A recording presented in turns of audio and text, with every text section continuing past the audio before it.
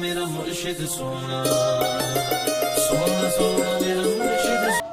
कि अगर जीवन च खुशी चाहिए है, जीवन च सुख चाहिए है, तो वो जीवन च खुशी, वो सुख किस तरह इंसान नू हासिल हो सकता है? ऐसा जीवन च इंसान नू की करना पएगा कि जो करके इंसान दा जीवन खुशियां नाल सुखां नाल भरपूर हो सकता है। और ये शब्द के अंदर यही इशारा कबीर साहब कर रहे हैं, क्योंकि पहली गल तो इत्थे समझ लैनी असीं सारिਆਂ ने कि कुछ चीज़ां हुंदियां है कि अगर असीं उन्हां नूं हासिल करना होवे तो उन्हां नूं असीं फेर ही हासिल कर सकते हैं जदों असीं उत्थे पहुंचते हैं जिथे वो चीज़ हुंदी है या जिहदे नाल जुड़ी होवे।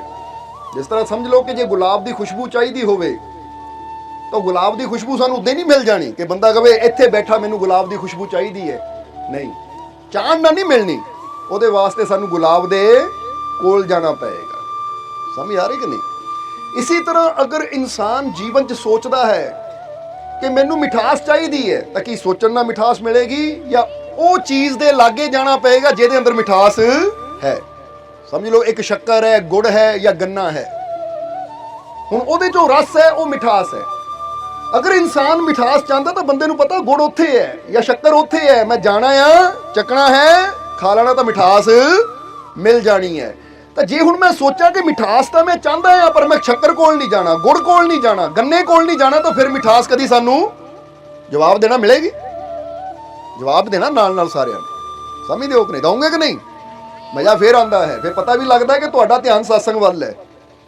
इसलिए जिद्दां ही दस्सिया कि गुलाब की खुशबू चाहिए है तो सानू कित्थे जाना पैंदा है? गुलाब दे कोल।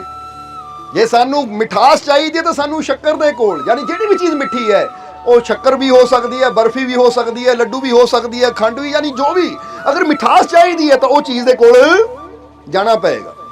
हुण कई बार बंदा बैठा हुंदा ना, बैठे बैठे दिल करदा कि लै भी मेरा वो चीज़ खाण नूं दिल करदा है।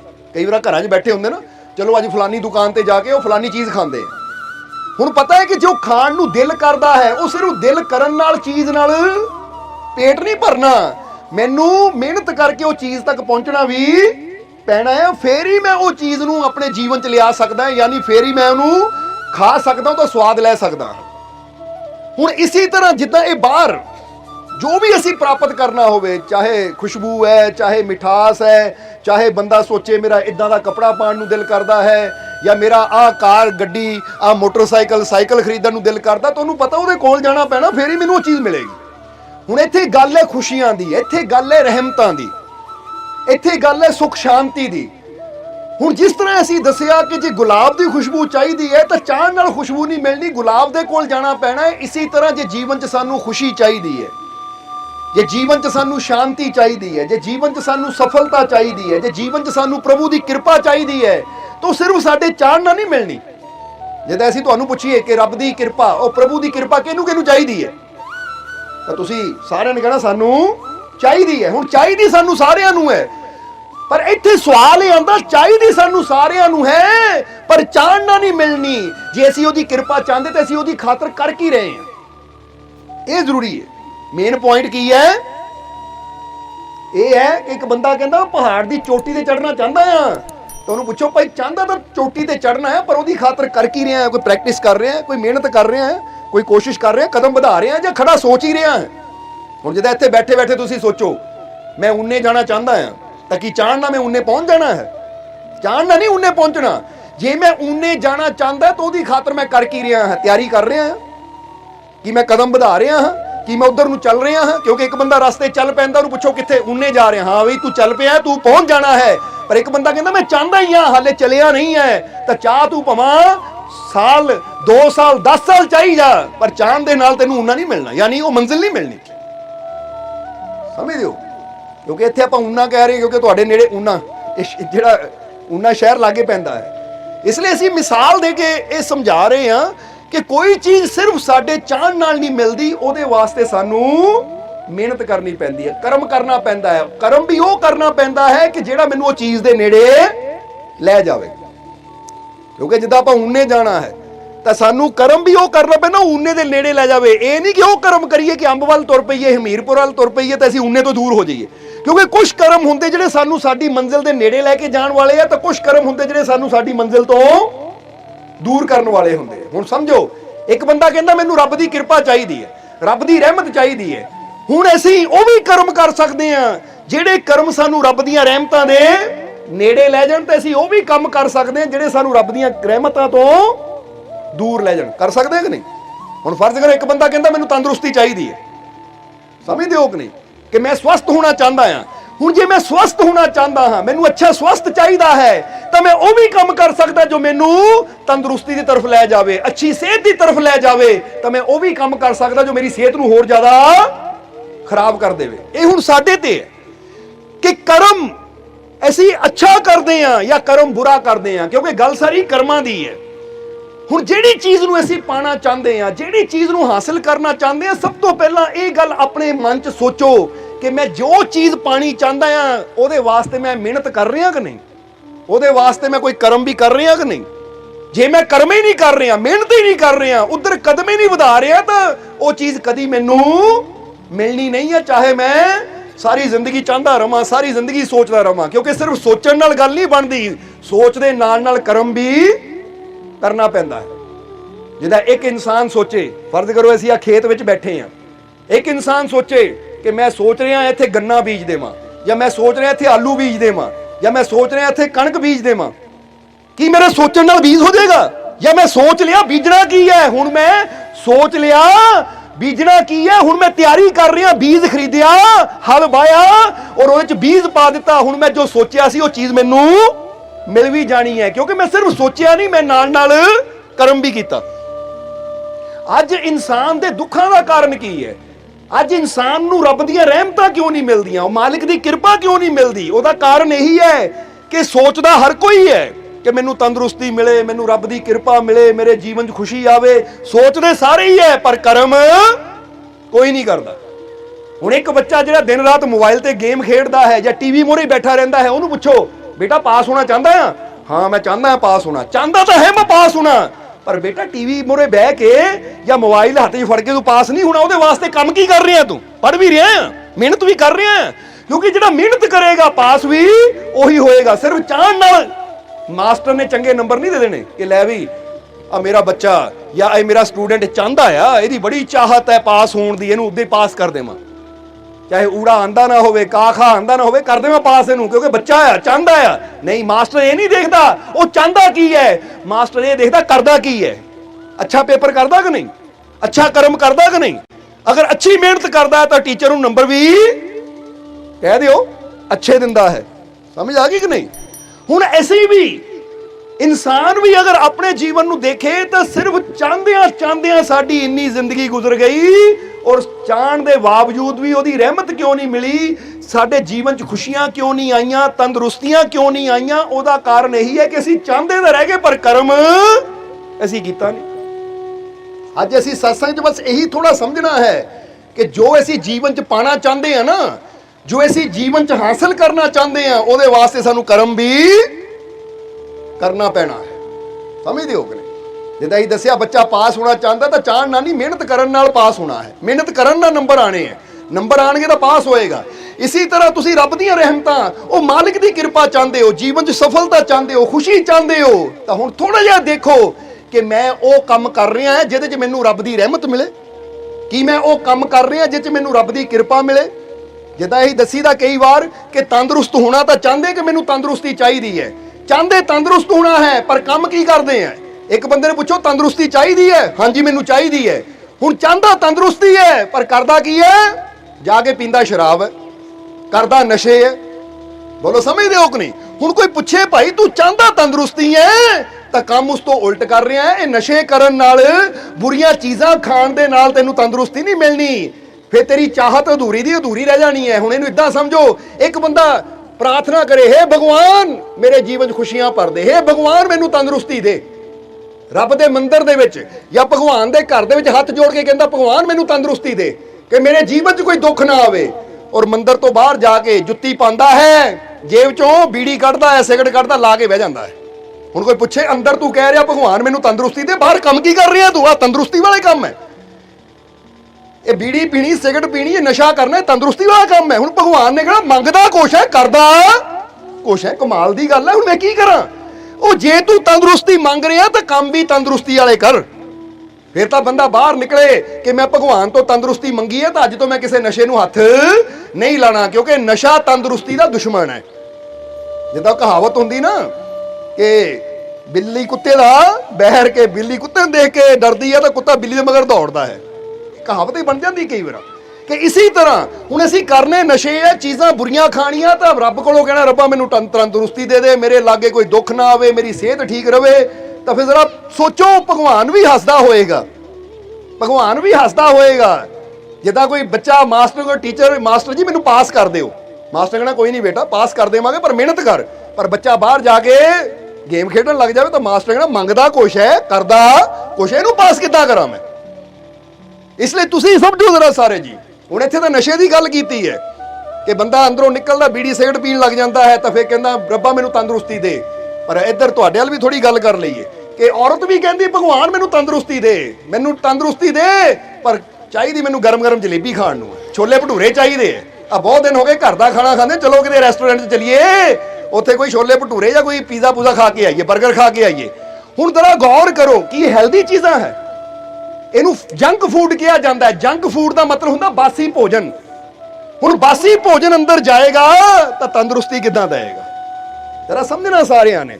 ਅੱਜ ਇਨਸਾਨ ਮੰਗਦਾ ਕੁਛ ਹੈ ਕਰਦਾ ਕੁਛ ਹੈ, ਇਸੇ ਲਈ ਇਨਸਾਨ ਦੇ ਜੀਵਨ 'ਚ ਇੰਨੀਆਂ ਪਰੇਸ਼ਾਨੀਆਂ ਹੈ, ਇੰਨੀਆਂ ਤਕਲੀਫਾਂ, ਇੰਨੇ ਦੁੱਖ ਹੈ। ਇਸ ਲਈ ਇੱਕ ਗੱਲ ਤੁਹਾਨੂੰ ਕਹਾਂਗੇ, ਜੇ ਤੰਦਰੁਸਤੀ ਚਾਹੀਦੀ ਹੈ, ਆਪਣੇ ਮਾਲਿਕ ਤੋਂ ਤੰਦਰੁਸਤੀ ਮੰਗ ਰਹੇ ਹੋ ਤਾਂ ਅੱਜ ਤੋਂ ਆਪਣੇ ਆਪ ਨਾਲ ਵੀ ਵਾਅਦਾ ਕਰੋ ਕਿ ਮੈਂ ਉਲਟੀਆਂ ਸਿੱਧੀਆਂ ਚੀਜ਼ਾਂ ਖਾਣੀਆਂ ਬੰਦ ਕਰਨੀਆਂ ਹੈ। ਉਹ ਚੀਜ਼ ਮੈਂ ਖਾਣੀ ਹੈ ਜਿਹੜੀ ਮੇਰੀ ਹੈਲਥ ਵਾਸਤੇ, ਮੇਰੀ ਸਿਹਤ ਵਾਸਤੇ ਅੱਛੀ ਹੋਵੇ। ਇਹਨੂੰ ਇਦਾਂ ਸਮਝ ਲਓ ਕਿ ਬਰਤਨ, ਬੰਦਾ ਕਿਚਨ ਦੇ ਵਿੱਚ ਨਾ ਇੱਕ ਪਤੀਲੀ ਰੱਖੀ ਹੋਈ ਹੈ ਚੁੱਲ੍ਹੇ ਉੱਪਰ, ਤਾਂ ਕੋਈ ਪੁੱਛੇ ਭਾਈ ਕੀ ਬਣਾ ਰਿਹਾ ਹੈ, ਸਮਝਦੇ ਹੋ ਕਿ ਨਹੀਂ, ਕੀ ਬਣ ਰਿਹਾ ਹੈ, ਤਾਂ ਤੁਸੀਂ ਕਹੋ ਜੀ ਮਟਰ ਪਨੀਰ ਬਣ ਰਿਹਾ ਹੈ ਜਾਂ ਮੈਂ ਸਾਗ ਬਣਾ ਰਿਹਾ ਹਾਂ। ਪਰ ਉਹ ਦੇਖੇ ਪਾਈ ਵਿੱਚ ਗੋਭੀ ਜਾਂਦਾ ਹੈ, ਗੋਭੀ ਪਾਈ ਜਾਂਦਾ ਹੈ, ਜਾਂ ਇਹਦੇ 'ਚ ਆਲੂ ਪਾ ਦਿੱਤੇ, ਗੋਭੀ ਪਾ ਦਿੱਤੀ, ਬਤਾਊ ਪਾ ਦਿੱਤੇ, ਸਾਗ ਕਿੱਥੋਂ ਬਣੇਗਾ। ਇਹ ਚਾਹੁੰਦਾ ਸਾਗ ਬਣਾਣਾ ਪਰ ਪਾਈ ਵਿੱਚ ਕੁਝ ਹੋਰ ਜਾਂਦਾ ਹੈ, ਤਾਂ ਹੁਣ ਜੋ ਬਰਤਨ 'ਚ ਜਾਣਾ ਬਾਹਰ ਵੀ ਤਾਂ ਉਹੀ ਆਣਾ ਹੈ ਨਾ। ਸੋ ਇਹੀ ਚੀਜ਼ ਦੱਸਣੀ ਚਾਹੁੰਦੇ ਆ ਕਿ ਚਾਹੁੰਦੇ ਅਸੀਂ ਆ ਕਿ ਸਾਡੇ ਜੀਵਨ 'ਚ ਵੀ ਖੁਸ਼ੀਆਂ ਦਾ ਸਾਗ ਬਣੇ, ਪਰ ਅੰਦਰ ਕੀ ਪਾ ਰਹੇ ਹਾਂ ਅਸੀਂ, ਅੰਦਰ ਕੀ ਪਾਲ ਰਹੇ ਹਾਂ, ਕਿਉਂਕਿ ਜੋ ਅਸੀਂ ਆਪਣੇ ਜੀਵਨ ਦੇ ਅੰਦਰ ਪਾਣਾ ਹੈ ਕੁਦਰਤ ਨੇ ਸਾਨੂੰ ਉਹੀ ਮੋੜਨਾ ਵੀ ਹੈ। ਸਮਝ ਰਹੇ ਹੋ ਕਿ ਨਹੀਂ। ਇਸ ਲਈ ਸੰਤ ਕਬੀਰ ਜੀ ਇਸ ਸ਼ਬਦ ਅੰਦਰ ਦੱਸਦੇ ਹੈ ਕਿ ਐ ਪਿਆਰਿਆ, ਜੇ ਸੁੱਖ ਚਾਹੀਦਾ ਹੈ, ਖੁਸ਼ੀ ਚਾਹੀਦੀ ਹੈ, ਕਾਮਯਾਬੀ ਚਾਹੀਦੀ ਹੈ, ਤਾਂ ਫਿਰ ਤੈਨੂੰ ਉੱਥੇ ਜਾਣਾ ਪਏਗਾ ਜਿੱਥੇ ਸੁੱਖ, ਕਾਮਯਾਬੀ, ਸ਼ਾਂਤੀ, ਸਕੂਨ ਜਾ ਕੇ ਤੈਨੂੰ ਮਿਲਣਾ ਹੈ। ਔਰ ਉਹ ਕਿਹੜੀ ਜਗ੍ਹਾ ਹੈ, ਉਹਦੇ ਬਾਰੇ ਕਬੀਰ ਸਾਹਿਬ ਆਪਣੀ ਬਾਣੀ 'ਚ ਕਹਿੰਦੇ ਹੈ ਕਿ ਸਤ ਸੰਗਤ ਹਰੀ ਭਜਨ ਬਿਨ, ਸਤ ਸੰਗਤ ਹਰੀ ਭਜਨ ਬਿਨ ਸੁਖੀ ਨਾ ਦੇਖਾ ਕੋਏ, ਬਾਰ ਬਾਰ ਜਨਮੇ ਮਰੇ ਮੁਕਤ ਕਬੂ ਨਾ ਹੋਏ। ਜਰਾ ਦੇਖੋ ਕਬੀਰ ਸਾਹਿਬ ਬੜਾ ਖੋਲ ਕੇ, ਕਿਉਂਕਿ ਸ਼ਬਦ ਛੋਟੇ ਹੁੰਦੇ ਪਰ ਇਸ਼ਾਰਾ ਬੜਾ ਖੁੱਲ ਕੇ ਕੀਤਾ ਉਹਨਾਂ ਨੇ ਕਿ ਤੂੰ ਜੀਵਨ 'ਚ ਸੁੱਖ ਚਾਹੁੰਦਾ ਹੈ, ਜੀਵਨ 'ਚ ਖੁਸ਼ੀ ਚਾਹੁੰਦਾ ਹੈ, ਤਾਂ ਪਿਆਰਿਆ ਦੱਸ, ਤੂੰ ਗੁਲਾਬ ਦੀ ਖੁਸ਼ਬੂ ਚਾਹੁੰਦਾ ਪਰ ਕਦੀ ਗੁਲਾਬ ਦੇ ਕੋਲ ਗਿਆ, ਮਿਠਾਸ ਚਾਹੁੰਦਾ ਪਰ ਕਦੀ ਉੱਥੇ ਬੈਠਾ ਜਿੱਥੇ ਮਿਠਾਸ ਮਿਲਣੀ ਹੈ। ਹੁਣ ਤੂੰ ਸਤਸੰਗ, ਗੁਰੂਆਂ ਦੀ ਬਾਣੀ ਜਾਂ ਅਸੀਂ ਸੰਤਾਂ ਦੇ ਵਚਨ ਸੁਣਦੇ ਆ, ਪ੍ਰਮਾਤਮਾ ਦਾ ਸਿਮਰਨ ਕਰਦੇ ਆ, ਤਾਂ ਕਬੀਰ ਸਾਹਿਬ ਦੱਸਦੇ ਸਤਸੰਗ ਹੋ ਗਿਆ, ਗੁਰੂ ਸਿਮਰਨ ਹੋ ਗਿਆ, ਯਾਨੀ ਪ੍ਰਮਾਤਮਾ ਦੀ ਬੰਦਗੀ ਹੋ ਗਈ। ਇਹ ਉਹ ਚੀਜ਼ਾਂ ਹੈ ਜਿਹਦੇ ਨਾਲ ਜੁੜ ਕੇ ਤੈਨੂੰ ਖੁਸ਼ੀਆਂ ਮਿਲਣੀਆਂ ਹੈ। ਸਮਝਦੇ ਹੋ ਕਿ ਨਹੀਂ। ਔਰ ਸਿਰਫ ਫਿਰ ਇਹ ਵੀ ਗੱਲ ਕਹਿ ਦੇਵਾਂਗੇ ਕਿ ਸਿਰਫ ਨਾਮ ਦਾ ਰੱਟਾ ਲਾਉਣ ਨਾਲ ਖੁਸ਼ੀ ਨਹੀਂ ਮਿਲਦੀ, ਇਹ ਵੀ ਗੱਲ ਯਾਦ ਰੱਖਣਾ, ਕਿਉਂਕਿ ਕਈ ਹੁੰਦੇ ਆ ਮਾਲਾ ਫੜ ਕੇ ਜਾਂ ਬਸ ਨਾਮ ਦਾ ਰੱਟਾ ਲਾਈ ਜਾਂਦੇ ਆ। ਖੁਸ਼ੀ ਤੱਕ ਪਹੁੰਚਣ ਦੀ ਇੱਕ ਵਿਧੀ ਹੁੰਦੀ ਹੈ, ਕਿਉਂਕਿ ਜਿਨ੍ਹਾਂ ਨੇ ਆਪਣੇ ਅੰਦਰਲਾ ਪ੍ਰਕਾਸ਼ ਦੇਖਿਆ ਹੁੰਦਾ ਹੈ, ਜਿਨ੍ਹਾਂ ਨੇ ਆਪਣੇ ਅੰਦਰਲਾ ਉਹ ਪ੍ਰਭੂ ਰੂਪੀ, ਪਰਮਾਨੰਦ ਰੂਪੀ ਪ੍ਰਕਾਸ਼ ਦੇਖਿਆ ਹੁੰਦਾ ਹੈ, ਉਹੀ ਸਾਨੂੰ ਦੱਸਦੇ ਆ ਕਿ ਉਹ ਪ੍ਰਕਾਸ਼ ਤੱਕ ਕਿੱਦਾਂ ਪਹੁੰਚਿਆ ਜਾਂਦਾ ਹੈ, ਉਸ ਤੱਕ ਕਿੱਦਾਂ ਪਹੁੰਚਿਆ ਜਾਵੇ, ਉਹਨੂੰ ਕਿੱਦਾਂ ਪ੍ਰਾਪਤ ਕੀਤਾ ਜਾਵੇ। ਔਰ ਇਹ ਵਿਧੀ ਸੰਤ ਕਬੀਰ ਜੀ ਕਹਿੰਦੇ ਤੈਨੂੰ ਸੱਚੇ ਸੰਤਾਂ ਦੀ ਸੰਗਤ ਵਿੱਚ ਬਹਿ ਕੇ ਹੀ ਪ੍ਰਾਪਤ ਹੋਣੀ ਹੈ। ਸਭ ਤੋਂ ਪਹਿਲੀ ਗੱਲ ਤਾਂ ਇਹ ਯਾਦ ਰੱਖੋ, ਤਾਂ ਹੀ ਤਾਂ ਗੁਰੂਆਂ ਰਹਿਬਰਾਂ ਨੇ ਪ੍ਰਮਾਤਮਾ ਨੂੰ ਪ੍ਰਕਾਸ਼ ਰੂਪ ਕਿਹਾ ਹੈ। ਬੋਲੋ ਸਮਝਦੇ ਹੋ ਕਿ ਨਹੀਂ। ਇਸੇ ਲਈ ਤਾਂ ਇੱਥੇ ਇੱਕ ਤੁਹਾਨੂੰ ਦੱਸਣਾ ਚਾਹਾਂਗੇ ਕਿ ਇੱਕ ਬਹੁਤ ਬੜਾ ਡਾਕਟਰ ਹੋਇਆ ਹੈ, ਮੈਲਵਿਨ ਮਾਰਕਸ, ਜਿਹਦਾ ਨਾਮ ਸੀ ਮੈਲਵਿਨ ਮਾਰਕਸ। ਜਰਾ ਗੌਰ ਕਰਨਾ, ਉਹ ਡਾਕਟਰ, ਉਹਨੇ ਬਹੁਤ ਰਿਸਰਚ ਕੀਤੀ। ਕਿਹੜੀ ਚੀਜ਼ ਤੇ ਰਿਸਰਚ ਕੀਤੀ? ਉਹਨੇ ਕਈ ਬੱਚਿਆਂ ਤੇ ਰਿਸਰਚ ਕੀਤੀ, ਕਈ ਬੁੜੀਆਂ ਤੇ ਬੰਦਿਆਂ ਤੇ ਰਿਸਰਚ ਕੀਤੀ ਕਿ ਇਹਨਾਂ ਤੇ ਜਿਹੜੇ ਕੋਮਾ 'ਚ ਗਏ ਜਾਂ ਕਿਤੇ ਐਸੇ ਸੀ ਕਿ ਜਿਨ੍ਹਾਂ ਨੂੰ ਡਾਕਟਰਾਂ ਨੇ ਕਹਿਤਾ ਮਰ ਗਿਆ ਪਰ ਦੁਬਾਰਾ ਉਹ ਜਿੰਦੇ ਹੋ ਗਏ। ਕਿਉਂਕਿ ਕਈ ਵਾਰ ਡਾਕਟਰ ਕਿਸੇ ਨੂੰ ਕਹਿੰਦੇ ਮਰ ਗਿਆ ਹੈ ਪਰ ਥੋੜੀ ਦੇਰ ਬਾਅਦ ਉਹਦੇ ਸਾਹ ਚੱਲਣੇ ਸ਼ੁਰੂ ਹੋ ਜਾਂਦੇ ਆ। ਡਾਕਟਰ ਮਾਰਸ ਨੂੰ ਜਿੱਥੇ ਵੀ ਪਤਾ ਲੱਗਣਾ ਕਿ ਕੋਈ ਐਸਾ ਇਨਸਾਨ ਹੈ ਜਾਂ ਕੋਈ ਐਸਾ ਬੱਚਾ, ਕੋਈ ਐਸਾ ਬਜ਼ੁਰਗ, ਕੋਈ ਐਸਾ ਇਨਸਾਨ ਜਿਹੜਾ ਕੋਮਾ 'ਚ ਚਲਾ ਗਿਆ, ਬਾਅਦ 'ਚ ਉਹਨੂੰ ਹੋਸ਼ ਆ ਗਈ, ਜਾਂ ਉਹ ਲੋਕਾਂ ਨੇ ਕਿਹਾ ਜਾਂ ਡਾਕਟਰਾਂ ਨੇ ਕਹਿਤਾ ਇਹ ਮਰ ਚੁੱਕਾ ਹੈ, ਦੁਬਾਰਾ ਉਹਦੇ ਸਾਹ ਚੱਲ ਪਏ, ਉਹਨੇ ਐਸੇ ਇਨਸਾਨਾਂ ਨੂੰ ਜਾ ਕੇ ਮਿਲਣਾ ਔਰ ਉਹਨਾਂ ਦੀ ਇੰਟਰਵਿਊ ਲੈਣੀ। ਔਰ ਡਾਕਟਰ ਮਾਰਸ ਉਹ ਦੱਸਦੇ ਆ, ਉਹਨਾਂ ਨੇ ਇੱਕ ਬੁੱਕ ਵੀ ਲਿਖੀ, ਕਿਤਾਬ ਵੀ ਲਿਖੀ ਇਸ ਚੀਜ਼ ਦੇ ਉੱਪਰ, ਕਿ ਉਹ ਦੱਸਦੇ ਆ ਕਿ ਇੰਨੀ ਰਿਸਰਚ ਤੋਂ ਬਾਅਦ, ਕਿੰਨੇ ਸੌ ਆਦਮੀਆਂ ਨੂੰ ਮਿਲਣ ਤੋਂ ਬਾਅਦ, ਜਦੋਂ ਉਹਨਾਂ ਨੇ ਸਾਰਿਆਂ ਨੂੰ ਮਿਲੇ, ਰਿਸਰਚ ਕੀਤੀ, ਤਾਂ ਉਹਨਾਂ ਨੇ ਇੱਕ ਤੱਤ ਕੱਢਿਆ। ਤੱਤ ਦਾ ਮਤਲਬ ਉਹਨਾਂ ਨੇ ਇੱਕ ਚੀਜ਼ ਲਿਖੀ ਕਿ ਜਿਹਨਾਂ ਨੂੰ ਵੀ ਪੁੱਛਿਆ ਮਾਰਸ ਨੇ ਕਿ ਭਾਈ ਮਰਨ ਤੋਂ ਬਾਅਦ ਤੁਹਾਨੂੰ ਕੀ ਦਿਸਿਆ, ਜਦੋਂ ਤੁਹਾਡੀ ਆਤਮਾ ਥੋੜੀ ਦੇਰ ਵਾਸਤੇ ਸਰੀਰ ਚੋਂ ਨਿਕਲ ਗਈ ਸੀ, ਚਲੋ ਦੁਬਾਰਾ ਸਵਾਸ ਆ ਗਏ ਤੁਹਾਡੇ, ਜਾਂ ਤੁਸੀਂ ਕੋਮਾ 'ਚ ਚਲੇ ਗਏ ਸੀ ਔਰ ਦੁਬਾਰਾ ਤੁਹਾਨੂੰ ਇਹ ਦੁਨੀਆ ਤੇ ਆਉਣ ਦਾ ਮੌਕਾ ਮਿਲਿਆ, ਤੁਸੀਂ ਬੋਲਣਾ ਚੱਲਣਾ ਸ਼ੁਰੂ ਕੀਤਾ, ਤਾਂ ਤੁਸੀਂ ਦੇਖਿਆ ਕੀ? ਕਹਿੰਦੇ ਸਾਰਿਆਂ ਨੂੰ ਪੁੱਛਦੇ ਸੀ ਉਹਨਾਂ ਦੇ ਅਨੁਭਵ ਕਿ ਅੱਗੇ ਫੀਲ ਕੀ ਕੀਤਾ, ਤਾਂ ਉਹਨਾਂ ਸਾਰਿਆਂ ਨੇ ਇੱਕੋ ਹੀ ਗੱਲ ਕਹੀ, ਯਾਨੀ ਦੱਸਿਆ ਤਾਂ ਬਹੁਤ ਕੁਝ ਪਰ ਇੱਕ ਗੱਲ ਸੀ ਜਿਹੜੀ ਸਾਰਿਆਂ ਦੀ ਮਿਲਦੀ ਸੀ। ਉਹ ਕਿਹੜੀ ਸੀ? ਡਾਕਟਰ ਮਾਰਸ ਕਹਿੰਦੇ ਸਾਰੇ ਇਹੀ ਗੱਲ ਕਹਿੰਦੇ ਸੀ ਕਿ ਜਦੋਂ ਸਾਡੀ ਅੱਖ ਬੰਦ ਹੋਈ ਤਾਂ ਅੱਗੇ ਅਸੀਂ ਬਹੁਤ ਬੜਾ ਪ੍ਰਕਾਸ਼ ਦੇਖਿਆ। ਕੀ ਦੇਖਿਆ? ਕਿ ਬਹੁਤ ਬੜਾ ਪ੍ਰਕਾਸ਼ ਦੇਖਿਆ ਅਸੀਂ, ਜਿੱਥੇ ਇੰਨਾ ਪ੍ਰਕਾਸ਼ ਸੀ ਕਿ ਚਾਰੋਂ ਤਰਫ ਨੂਰ ਹੀ ਨੂਰ, ਚਾਰੋਂ ਤਰਫ ਰੋਸ਼ਨੀ ਰੋਸ਼ਨੀ। ਕਹਿੰਦੇ ਹਰ ਇਨਸਾਨ ਨੇ, ਚਾਹੇ ਬੱਚਾ ਸੀ, ਚਾਹੇ ਬਜ਼ੁਰਗ ਸੀ, ਚਾਹੇ ਕੋਈ ਜਵਾਨ ਸੀ, ਜਿਹਦੀ ਵੀ ਡੈਥ ਤੋਂ ਬਾਅਦ ਦੁਬਾਰਾ ਲਾਈਫ ਮਿਲੀ ਜਿਹਨੂੰ, ਉਹਨੇ ਇੱਕੋ ਹੀ ਗੱਲ ਕਹੀ ਕਿ ਅੱਗੇ ਪ੍ਰਕਾਸ਼ ਦੇਖਿਆ ਮੈਂ। ਤਾਂ ਡਾਕਟਰ ਮਾਰਸ ਦੱਸਦੇ ਹੈ ਕਿ ਇਹਦਾ ਮਤਲਬ ਹੈ ਕਿ ਜਿਸ ਮੌਤ ਤੋਂ ਅਸੀਂ ਡਰਦੇ ਆ ਨਾ, ਉਹ ਦਰਅਸਲ ਮੌਤ ਅੰਤ ਨਹੀਂ ਹੈ, ਬਲਕਿ ਇੱਕ ਨਵੀਂ ਜ਼ਿੰਦਗੀ ਦੀ ਸ਼ੁਰੂਆਤ ਹੈ। ਸਮਝਦੇ ਹੋ ਕਿ ਨਹੀਂ? ਬੰਦਾ ਜਿਸ ਤੋਂ ਡਰਦਾ ਨਾ, ਮੌਤ ਨੂੰ ਬੰਦੇ ਨੇ ਕਿੱਦਾਂ ਬਣਾਇਆ ਹੁੰਦਾ ਹੈ ਕਿ ਲੈ ਵੀ ਉੱਥੇ ਬੜਾ ਅੰਧੇਰਾ ਹੋਣਾ ਹੈ, ਬੜਾ ਏਦਾਂ ਹੋਣਾ ਹੈ, ਕਿਤੇ ਜਮਦੂਤ ਨਾ ਆ ਜਾਣ, ਇਹ ਨਾ ਹੋਵੇ, ਉਹ ਨਾ, ਬੜਾ ਡਰਿਆ ਹੋਇਆ ਬੰਦਾ ਮ੍ਰਿਤਿੂ ਤੋਂ। ਉਹ ਕਹਿੰਦੇ ਇੰਨੇ ਆਦਮੀਆਂ ਦੀ ਖੋਜ ਤੋਂ ਬਾਅਦ, ਉਹਨਾਂ ਦੀ ਰਿਸਰਚ ਤੋਂ ਬਾਅਦ, ਕਿਉਂਕਿ ਇੱਕ ਬੰਦਾ ਕਹਿੰਦਾ ਪ੍ਰਕਾਸ਼ ਹੈ ਤਾਂ ਮੰਨ ਲੈਂਦੇ ਇਹਨੂੰ ਭੁਲੇਖਾ ਲੱਗਾ, ਪਰ ਹਰ ਇਨਸਾਨ ਨੇ, ਬੱਚੇ ਤੋਂ ਲੈ ਕੇ ਬਜ਼ੁਰਗ ਤੱਕ ਨੇ, ਹਰ ਉਮਰ ਦੇ ਨੂੰ ਮੈਂ ਪੁੱਛਿਆ, ਨਹੀਂ ਤਾਂ ਬੰਦਾ ਕਹਿੰਦਾ ਬਜ਼ੁਰਗ ਕਹਿ ਦਿੰਦਾ ਹੈ, ਤਾਂ ਬੱਚੇ, ਐਸੇ ਬੱਚੇ ਜਿਹੜੇ 10-10 ਸਾਲ ਦੇ ਸੀ, 15-15 ਸਾਲ ਦੇ ਸੀ, ਉਹਨਾਂ ਨੇ ਵੀ ਇਹੀ ਗੱਲ ਕਹੀ ਕਿ ਅੱਗੇ ਵੀ ਇਹੀ ਪ੍ਰਕਾਸ਼ ਦੇਖਿਆ। ਹੁਣ ਉਹਨਾਂ ਨੇ ਉੱਥੋਂ ਕਿਹਾ ਕਿ ਮੌਤ ਜੀਵਨ ਦਾ ਅੰਤ ਨਹੀਂ ਹੈ, ਮੌਤ ਨਵੇਂ ਜੀਵਨ ਦੀ ਸ਼ੁਰੂਆਤ ਹੈ। ਜਦੋਂ ਅਸੀਂ ਇਹ ਚੀਜ਼ ਨੂੰ ਜੀਂਦੇ ਜੀ ਮੈਡੀਟੇਸ਼ਨ ਦੇ ਜ਼ਰੀਏ, ਧਿਆਨ ਦੇ ਜ਼ਰੀਏ ਸਮਝ ਲੈਂਦੇ ਆ, ਤਾਂ ਫਿਰ ਹੁੰਦਾ ਕੀ ਹੈ? ਫਿਰ ਹੁੰਦਾ ਇਹ ਹੈ ਕਿ ਸਾਡਾ ਮੌਤ ਦਾ ਡਰ ਖਤਮ ਹੋ ਜਾਂਦਾ ਹੈ। ਜਿਹੜੀ ਆਪਣੀ એનર્ਜੀ, ਜਿਹੜੀ ਆਪਣੀ ਸ਼ਕਤੀ ਅਸੀਂ ਮੌਤ ਦੇ ਡਰ ਕਰਕੇ ਉਹ ਡਰਨ ਵਿੱਚ ਲਾਉਂਦੇ ਆ, ਫਿਰ ਉਹੀ ਸ਼ਕਤੀ ਸਾਡੀ ਇਹ ਜੀਵਨ ਨੂੰ ਬਿਹਤਰ ਬਣਾਉਣ ਵਿੱਚ ਲੱਗ ਜਾਂਦੀ ਹੈ। ਕਿਉਂਕਿ ਕਈ ਬੰਦੇ ਡਰ ਕੇ ਆਪਣੀ ਸਾਰੀ ਸ਼ਕਤੀ ਉਹਦੇ ਡਰਨ ਵਿੱਚ ਹੀ ਗਵਾ ਦਿੰਦੇ ਆ। ਸਮਝਦੇ ਹੋ ਕਿ ਨਹੀਂ? ਇਹ ਡਰਨ ਵਾਸਤੇ ਵੀ ਸ਼ਕਤੀ ਚਾਹੀਦੀ ਹੈ। ਜਦੋਂ ਬੰਦਾ ਡਰਦਾ, ਇਕੱਠਾ ਜਿਹਾ ਹੋ ਜਾਂਦਾ ਬੰਦਾ, ਹੋ ਜਾਂਦਾ ਕਿ ਨਹੀਂ? ਹੱਥ ਪੈਰ ਕੰਬਦੇ ਐ। ਉਹ ਕਹਿੰਦੇ ਡਰ ਦੀਆਂ ਸੋਚਾਂ ਸੋਚ ਕੇ ਉਹ ਸਾਰੀ એનર્ਜੀ ਜਿਹੜੀ ਹੁੰਦੀ ਹੈ ਵੇਸਟ ਕਰ ਦਿੰਦਾ। ਜਦੋਂ ਇਨਸਾਨ ਦੇ ਅੰਦਰੋਂ ਮੌਤ ਦਾ ਡਰ ਨਿਕਲ ਜਾਂਦਾ ਹੈ ਔਰ ਇਹ ਯਾਦ ਰੱਖਦਾ ਹੈ ਕਿ ਮੈਂ ਅੰਮ੍ਰਿਤ ਦੇ ਦਾਤੇ ਦਾ ਬੱਚਾ ਹਾਂ, ਜਿਹੜਾ ਅੰਮ੍ਰਿਤ ਦਾ ਦਾਤਾ ਮਤਲਬ ਜੋ ਮ੍ਰਿਤਿੂ ਤੋਂ ਪਾਰ ਹੈ, ਉਹ ਮੇਰੇ ਅੰਦਰ ਕੰਮ ਕਰ ਰਿਹਾ ਹੈ ਔਰ ਇਹ ਮੌਤ ਨਹੀਂ ਹੈ, ਮੇਰੇ ਅਗਲੇ ਜੀਵਨ ਦੀ ਸ਼ੁਰੂਆਤ ਹੈ। ਤਾਂ ਫਿਰ ਉਹ ਆਪਣੇ ਇਹ ਜੀਵਨ ਨੂੰ ਬਿਹਤਰ ਬਣਾਉਣ ਵਾਸਤੇ ਮਿਹਨਤ ਕਰਦਾ ਤਾਂ ਕਿ ਅਗਲੇ ਜੀਵਨ 'ਚ ਮੈਂ ਬਿਹਤਰ ਹੋ ਸਕਾਂ, ਤਾਂ ਕਿ ਅਗਲੇ ਜੀਵਨ 'ਚ ਮੈਂ ਅੱਛਾ ਹੋ ਸਕਾਂ। ਕਿਉਂਕਿ ਜਿਹੜਾ ਇਸ ਜੀਵਨ ਨੂੰ ਬਿਹਤਰ ਬਣਾ ਲੈਂਦਾ ਹੈ, ਜਿੱਦਾਂ ਇਹਨੂੰ ਸਮਝ ਲਓ ਕਿ ਜਿਹੜਾ ਬੱਚਾ ਪੂਰੇ ਸਾਲ ਮਿਹਨਤ ਕਰਕੇ, ਅੱਛੀ ਪੜ੍ਹਾਈ ਕਰਕੇ ਅੱਛਾ ਪੇਪਰ ਦਿੰਦਾ ਹੈ, ਤੁਹਾਨੂੰ ਅਗਲੀ ਕਲਾਸ ਵੀ ਬਿਹਤਰ ਮਿਲ ਜਾਂਦੀ, ਯਾਨੀ ਅੱਗੇ ਜਾਂਦਾ ਹੈ। ਉਹ ਕਹਿੰਦੇ ਇਹ ਜੀਵਨ ਵੀ ਸਾਨੂੰ ਇਸ ਤਰ੍ਹਾਂ ਮਿਲਿਆ ਹੈ ਕਿ ਅਸੀਂ ਅਗਰ ਇਹ ਜੀਵਨ ਨੂੰ ਬਿਹਤਰ ਬਣਾਉਂਦੇ ਆ ਤਾਂ ਸਾਨੂੰ ਅਗਲਾ ਜੀਵਨ ਹੋਰ ਵੀ ਬਿਹਤਰ ਮਿਲਦਾ ਹੈ, ਯਾਨੀ ਅੱਗੇ ਸਾਡੀ ਸਟੇਜ ਹੋਰ ਵੀ ਉੱਚੀ ਹੋ ਜਾਂਦੀ ਹੈ। ਤਾਂ ਜੇ ਅਸੀਂ ਇਸੇ ਜੀਵਨ ਨੂੰ ਬਿਹਤਰ ਨਹੀਂ ਬਣਾਉਂਦੇ ਜਾਂ ਇਸੇ ਜੀਵਨ ਨੂੰ ਸੰਭਾਲ ਨਹੀਂ ਪਾਉਂਦੇ, ਇਹਨੂੰ ਇਦਾਂ ਵੀ ਸਮਝ ਲਓ। ਇੱਕ ਛੋਟੀ ਜਿਹੀ ਮਿਸਾਲ ਦੇਵਾਂਗੇ ਕਿ ਫਰਜ਼ ਕਰੋ ਤੁਹਾਡੇ 4 ਬੱਚੇ ਹੈ, ਤੁਸੀਂ ਚਾਰਾਂ ਬੱਚਿਆਂ ਨੂੰ 100-100 ਰੁਪਇਆ ਦਿੰਦੇ ਹੋ। ਹੁਣ 100-100 ਰੁਪਇਆ ਦਿੰਦੇ ਹੋ ਕਿ ਬੇਟਾ ਇਹਨੂੰ ਸੰਭਾਲ ਕੇ ਰੱਖਣਾ ਹੈ। ਹੁਣ ਚਾਰਾਂ ਬੱਚਿਆਂ ਨੂੰ 100-100 ਦਿੰਦੇ ਹੋ। ਇੱਕ ਬੱਚਾ ਉਹ 100 ਰੁਪਇਆ ਟੌਫੀਆਂ 'ਚ ਉਡਾ ਦਿੰਦਾ ਹੈ, ਦੂਜਾ ਬੱਚਾ ਚਾਕਲੇਟਾਂ 'ਚ ਉਡਾ ਦਿੰਦਾ ਹੈ, ਤੀਜਾ ਗਵਾ ਦਿੰਦਾ ਹੈ। ਤਾਂ ਚੌਥਾ ਉਹਨੂੰ ਸੰਭਾਲ ਕੇ ਰੱਖਦਾ ਹੈ। ਔਰ ਕੀ ਕਰਦਾ, ਉਹ ਦੇਖਦਾ 100 ਰੁਪਇਆ ਅਗਰ ਮੈਂ 100 ਦੀ ਚੀਜ਼ ਖਰੀਦਾਂ ਔਰ ਇਹਨੂੰ ਕਿਤੇ ਹੋਰ ਵੇਚਾਂ ਤਾਂ ਮੈਨੂੰ 110 ਹੋ ਸਕਦੇ, ਯਾਨੀ 10 ਰੁਪਏ ਦਾ ਫਾਇਦਾ ਹੋ ਸਕਦਾ ਹੈ। ਕਿਉਂਕਿ ਇਦਾਂ ਹੀ ਕਰਦੇ ਨਾ ਸਬਜ਼ੀ ਵਾਲੇ, ਫਰੂਟ ਵਾਲੇ, ਕਿ ਚੀਜ਼ ਲਿਆਣੀ ਹੈ 15 ਰੁਪਏ ਕਿਲੋ, 20 ਰੁਪਏ ਕਿਲੋ ਤਾਂ ਵੇਚਣੀ 30-35 ਰੁਪਏ ਕਿਲੋ। ਹੁਣ ਉਹ ਚੌਥੇ ਬੱਚੇ ਨੇ ਕੀ ਕੀਤਾ, ਉਹਨੇ ਉਹ 100 ਰੁਪਏ ਨੂੰ ਲੈ ਕੇ ਨਾ ਏਦਾਂ ਕਿਤੇ ਲਾ ਦਿੱਤਾ, ਤਾਂ 1-2 ਸੌਦੇ ਕਰਨ 'ਚ ਉਹ 100 ਦਾ 200 ਹੋ ਗਿਆ। ਹੁਣ ਜਦੋਂ ਬਾਪ ਮਹੀਨੇ ਬਾਅਦ ਪੁੱਛਿਆ, ਹਾਂ ਵੀ ਦੱਸੋ ਤੁਹਾਨੂੰ 100 ਰੁਪਏ ਦਿੱਤਾ ਸੀ, ਕਿੱਥੇ ਹੈ? ਤਾਂ ਇੱਕ ਬੱਚਾ ਕਹਿੰਦਾ, ਡੈਡੀ ਮੈਂ ਤਾਂ ਚਾਕਲੇਟਾਂ ਖਾ ਲਈਆਂ। ਦੂਜਾ ਕਹਿੰਦਾ, ਡੈਡੀ ਮੈਂ ਆਪਣੇ ਦੋਸਤਾਂ ਨਾਲ ਮਿਲ ਕੇ ਉਹਨੂੰ ਖਰਾਬ ਕਰ ਦਿੱਤਾ, ਯਾਨੀ ਦੋਸਤਾਂ 'ਚ ਪਾਰਟੀ ਬੂਟੀ ਕਰ ਲਈ। ਤੀਜੇ ਨੂੰ ਪੁੱਛਿਆ, ਤੇਕੋ? ਕਹਿੰਦੇ ਮੇਰੇ ਕੋ ਗਵਾਚ ਗਿਆ, ਯਾਨੀ ਮੈਂ ਸੰਭਾਲ ਹੀ ਨਹੀਂ ਪਾਇਆ, ਜੇਬ 'ਚੋਂ ਡਿੱਗ ਗਿਆ ਕਿਤੇ।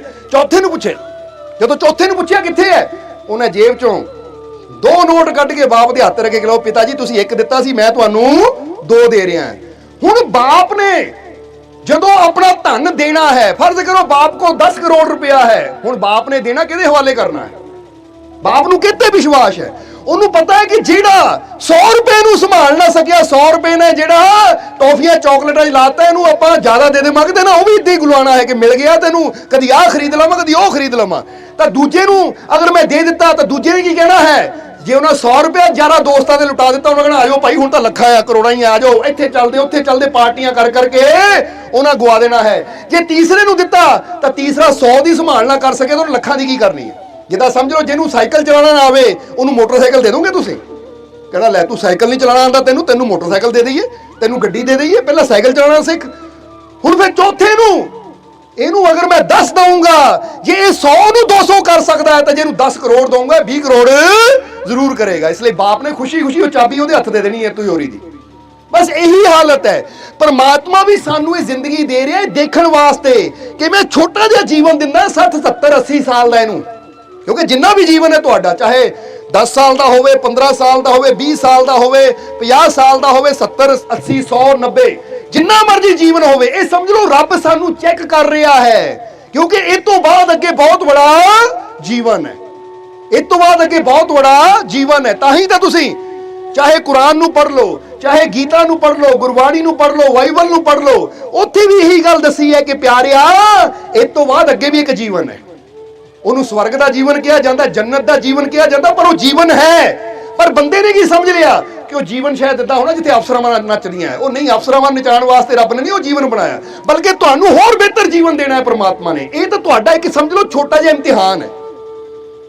ਸਮਝ ਲਓ ਸਾਨੂੰ 70 80 ਸਾਲ ਦੀ ਉਮਰ ਦੇ ਕੇ ਪਰਮਾਤਮਾ ਜਾਂਚ ਰਿਹਾ ਹੈ ਕਿ ਜੇ 70 80 ਰੁਪਏ ਇਹਨੂੰ ਦਿੱਤੇ ਆ ਨਾ ਸਾਲਾਂ ਦੇ, ਜੇ ਇਹਨੂੰ ਬੈਟਰ ਕਰ ਦਿੰਦਾ ਹੈ, ਇਹਨੂੰ ਵਧੀਆ ਬਣਾਉਂਦਾ, ਤਾਂ ਫਿਰ ਅੱਗੇ ਵਧਣ ਦੇ ਲਾਇਕ ਆ, ਨਹੀਂ ਤੈਨੂੰ ਦੁਬਾਰਾ ਇੱਥੇ ਹੀ ਲਿਆਓ।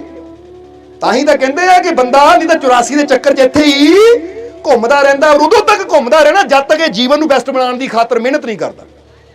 ਇਸ ਲਈ ਆਪਣੇ ਆਪ ਨੂੰ ਇਹ ਚੈੱਕ ਕਰਨਾ ਹੈ ਕਿ ਮੈਂ ਆਪਣੇ ਜੀਵਨ ਨੂੰ ਅੱਛਾ ਬਣਾਉਣ ਵਾਸਤੇ ਕੀ ਕਰਦਾ ਹਾਂ, ਜਾਂ ਮੈਂ ਸਿਰਫ ਇਹੀ ਕਰਦਾ ਹਾਂ ਸਵੇਰੇ ਉੱਠਿਆ, ਰੋਟੀ ਖਾ ਲਈ, ਦੁਕਾਨ ਤੇ ਚਲਾ ਗਿਆ, ਕੰਮ ਤੇ ਚਲਾ ਗਿਆ, ਬੱਚਿਆਂ ਨੂੰ ਦੇਖ ਲਿਆ, ਬੱਚਿਆਂ ਨੂੰ ਸਕੂਲੇ ਭੇਜ ਦਿੱਤਾ, ਫਿਰ ਆਇਆ, ਫਿਰ ਘਰ-ਬਾਰ ਦੇਖ ਲਿਆ, ਪਰਿਵਾਰ ਨੂੰ ਦੇਖ ਲਿਆ। ਇਹ ਰੋਜ਼ ਇੱਕੋ ਹੀ ਬੰਦਾ ਨਿਯਮ ਦੇ ਨਾਲ ਚੱਲਦਾ, ਪਰ ਇਹ ਸੋਚੋ ਕਿ ਇਹ ਤਾਂ ਮੈਂ ਰੋਜ਼ ਦੀ ਰੁਟੀਨ ਵਰਤ ਰਿਹਾ ਹਾਂ। ਆਪਣੇ ਜੀਵਨ ਨੂੰ ਬਿਹਤਰ ਬਣਾਉਣ ਦੀ ਖਾਤਰ ਮੈਂ ਕੀ ਕਰ ਰਿਹਾ?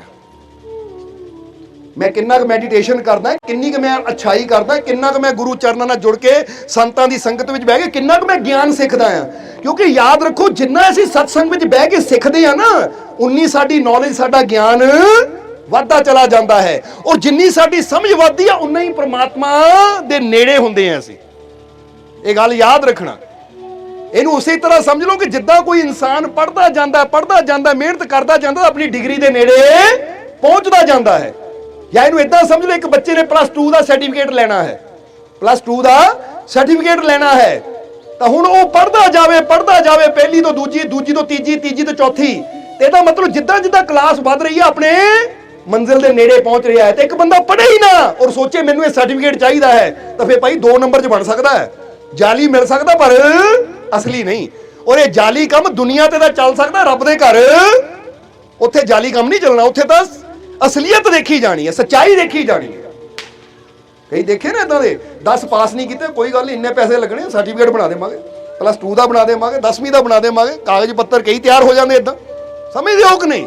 ਸੋ ਅਸੀਂ ਦੱਸਣਾ ਚਾਹੁੰਦੇ ਹਾਂ ਕਿ ਧੋਖੇਬਾਜ਼ੀ ਸੰਸਾਰ ਨਾਲ ਤਾਂ ਅਸੀਂ ਕਰ ਸਕਦੇ ਹਾਂ, ਪਰ ਜੇ ਸੋਚੀਏ ਕਿ ਪ੍ਰਮਾਤਮਾ ਨੂੰ ਵੀ ਕਹਿ ਦੇਵਾਂਗੇ, ਕਰੀ ਅਸੀਂ ਬੁਰਾਈ ਜਾਈਏ, ਬੋਲੀ ਅਸੀਂ ਝੂਠ ਜਾਈਏ, ਕੱਢੀ ਅਸੀਂ ਗਾਲਾਂ ਜਾਈਏ, ਕਰੀ ਨਿੰਦਿਆ ਚੁਗਲੀ ਜਾਈਏ, ਕਰੀ ਮਾੜਾ ਜਾਈਏ, ਤਾਂ ਰੱਬ ਨੂੰ ਕਹਾਂਗੇ ਰੱਬਾ ਦੇਖ ਲੈ ਅਸੀਂ ਬੜੇ ਚੰਗੇ ਹਾਂ, ਬੜੇ ਸਾਫ਼ ਸੁਥਰੇ ਹਾਂ, ਦੇਖ ਲੈ ਸਾਡੇ ਕੱਪੜੇ ਚਿੱਟੇ ਕੱਪੜੇ ਹੈ, ਸਾਫ਼ ਸੁਥਰੇ ਕੱਪੜੇ ਹੈ। ਤਾਂ ਰੱਬ ਨੇ ਕਹਿਣਾ ਕੀ ਸਮਝਦਾ ਹੈ ਤੂੰ? ਜਿੱਦਾਂ ਕਹਿੰਦੇ ਨਾ ਗੁਰਬਾਣੀ 'ਚ ਆਇਆ ਹੈ ਕਿ ਮਾਥੇ ਤਿਲਕ ਹੱਥ ਮਾਲਾ ਬਾਣਾ ਲੋਗੋਂ ਨੇ ਰਾਮ ਖਿਲਾਉਣਾ ਜਾਣਾ। ਅੱਜ ਬੰਦਾ ਕੀ ਕਰਦਾ? ਹੱਥ 'ਚ ਮਾਲਾ ਫੜ ਲੈਂਦਾ, ਮੱਥੇ ਤਿਲਕ ਲਾ ਲੈਂਦਾ ਹੈ, ਜਾਂ ਜੋ ਵੀ ਕਰਨ ਵਾਲਾ ਕਰਮ ਹੈ, ਕਿਉਂਕਿ ਕੋਈ ਟੋਪੀ ਸਿਰ ਤੇ ਰੱਖਦਾ ਹੈ, ਕੋਈ ਤਿਲਕ ਲਗਾਉਂਦਾ ਹੈ, ਕੋਈ ਕੁਛ ਕਰਦਾ, ਕੋਈ ਕੁਛ ਕਰਦਾ। ਉਹ ਕਹਿੰਦੇ ਕਿ ਤੂੰ ਬਾਹਰੋਂ ਤਾਂ ਭੇਸ਼ ਬਣਾ ਲੈਂਦਾ ਹੈ, ਪਰ ਅੰਦਰੋਂ ਦੇਖ, ਅੰਦਰ ਤੋਂ ਤੇਰੇ ਸੱਚਾਈ ਹੈ ਜਾਂ ਨਹੀਂ, ਅੰਦਰ ਤੇਰੇ ਅੱਛਾਈ ਹੈ ਜਾਂ ਨਹੀਂ। ਕਿਉਂਕਿ ਪ੍ਰਮਾਤਮਾ ਨੇ ਤੇਰਾ ਭੇਸ਼ ਨਹੀਂ ਦੇਖਣਾ, ਪ੍ਰਮਾਤਮਾ ਨੇ ਤੇਰੀ ਕਰਨੀ ਦੇਖਣੀ ਹੈ ਕਿ ਅੱਛੀ ਹੈ ਜਾਂ ਮਾੜੀ। ਸਮਝ ਰਹੇ ਹੋ ਕਿ ਨਹੀਂ? ਕਰਨੀ ਦੇਖਣੀ ਹੈ। ਸੋ ਸਾਨੂੰ ਇਹ ਜੀਵਨ ਸਮਝ ਲਓ ਇਦਾਂ ਮੌਕਾ ਮਿਲਿਆ ਹੈ ਕਿ ਭਾਈ ਇਹ ਜੀਵਨ ਪ੍ਰਭੂ ਕਹਿੰਦਾ ਮੈਂ ਤੈਨੂੰ ਦਿੱਤਾ ਹੈ, ਅਗਰ ਇਹ ਜੀਵਨ ਨੂੰ ਸੰਭਾਲੇਗਾ, ਅਗਰ ਇਸ ਜੀਵਨ 'ਚ ਕੁਝ ਬਿਹਤਰ ਕਰੇਗਾ, ਇਹ ਜੀਵਨ 'ਚ ਕੁਝ ਅੱਛਾ ਕਰੇਗਾ, ਤਾਂ ਫਿਰ ਮੈਂ ਤੈਨੂੰ ਹੋਰ ਅਗਲੀ ਅੱਛੀ ਜ਼ਿੰਦਗੀ ਦੀ ਤਰਫ ਲੈ ਕੇ ਜਾਊਂਗਾ।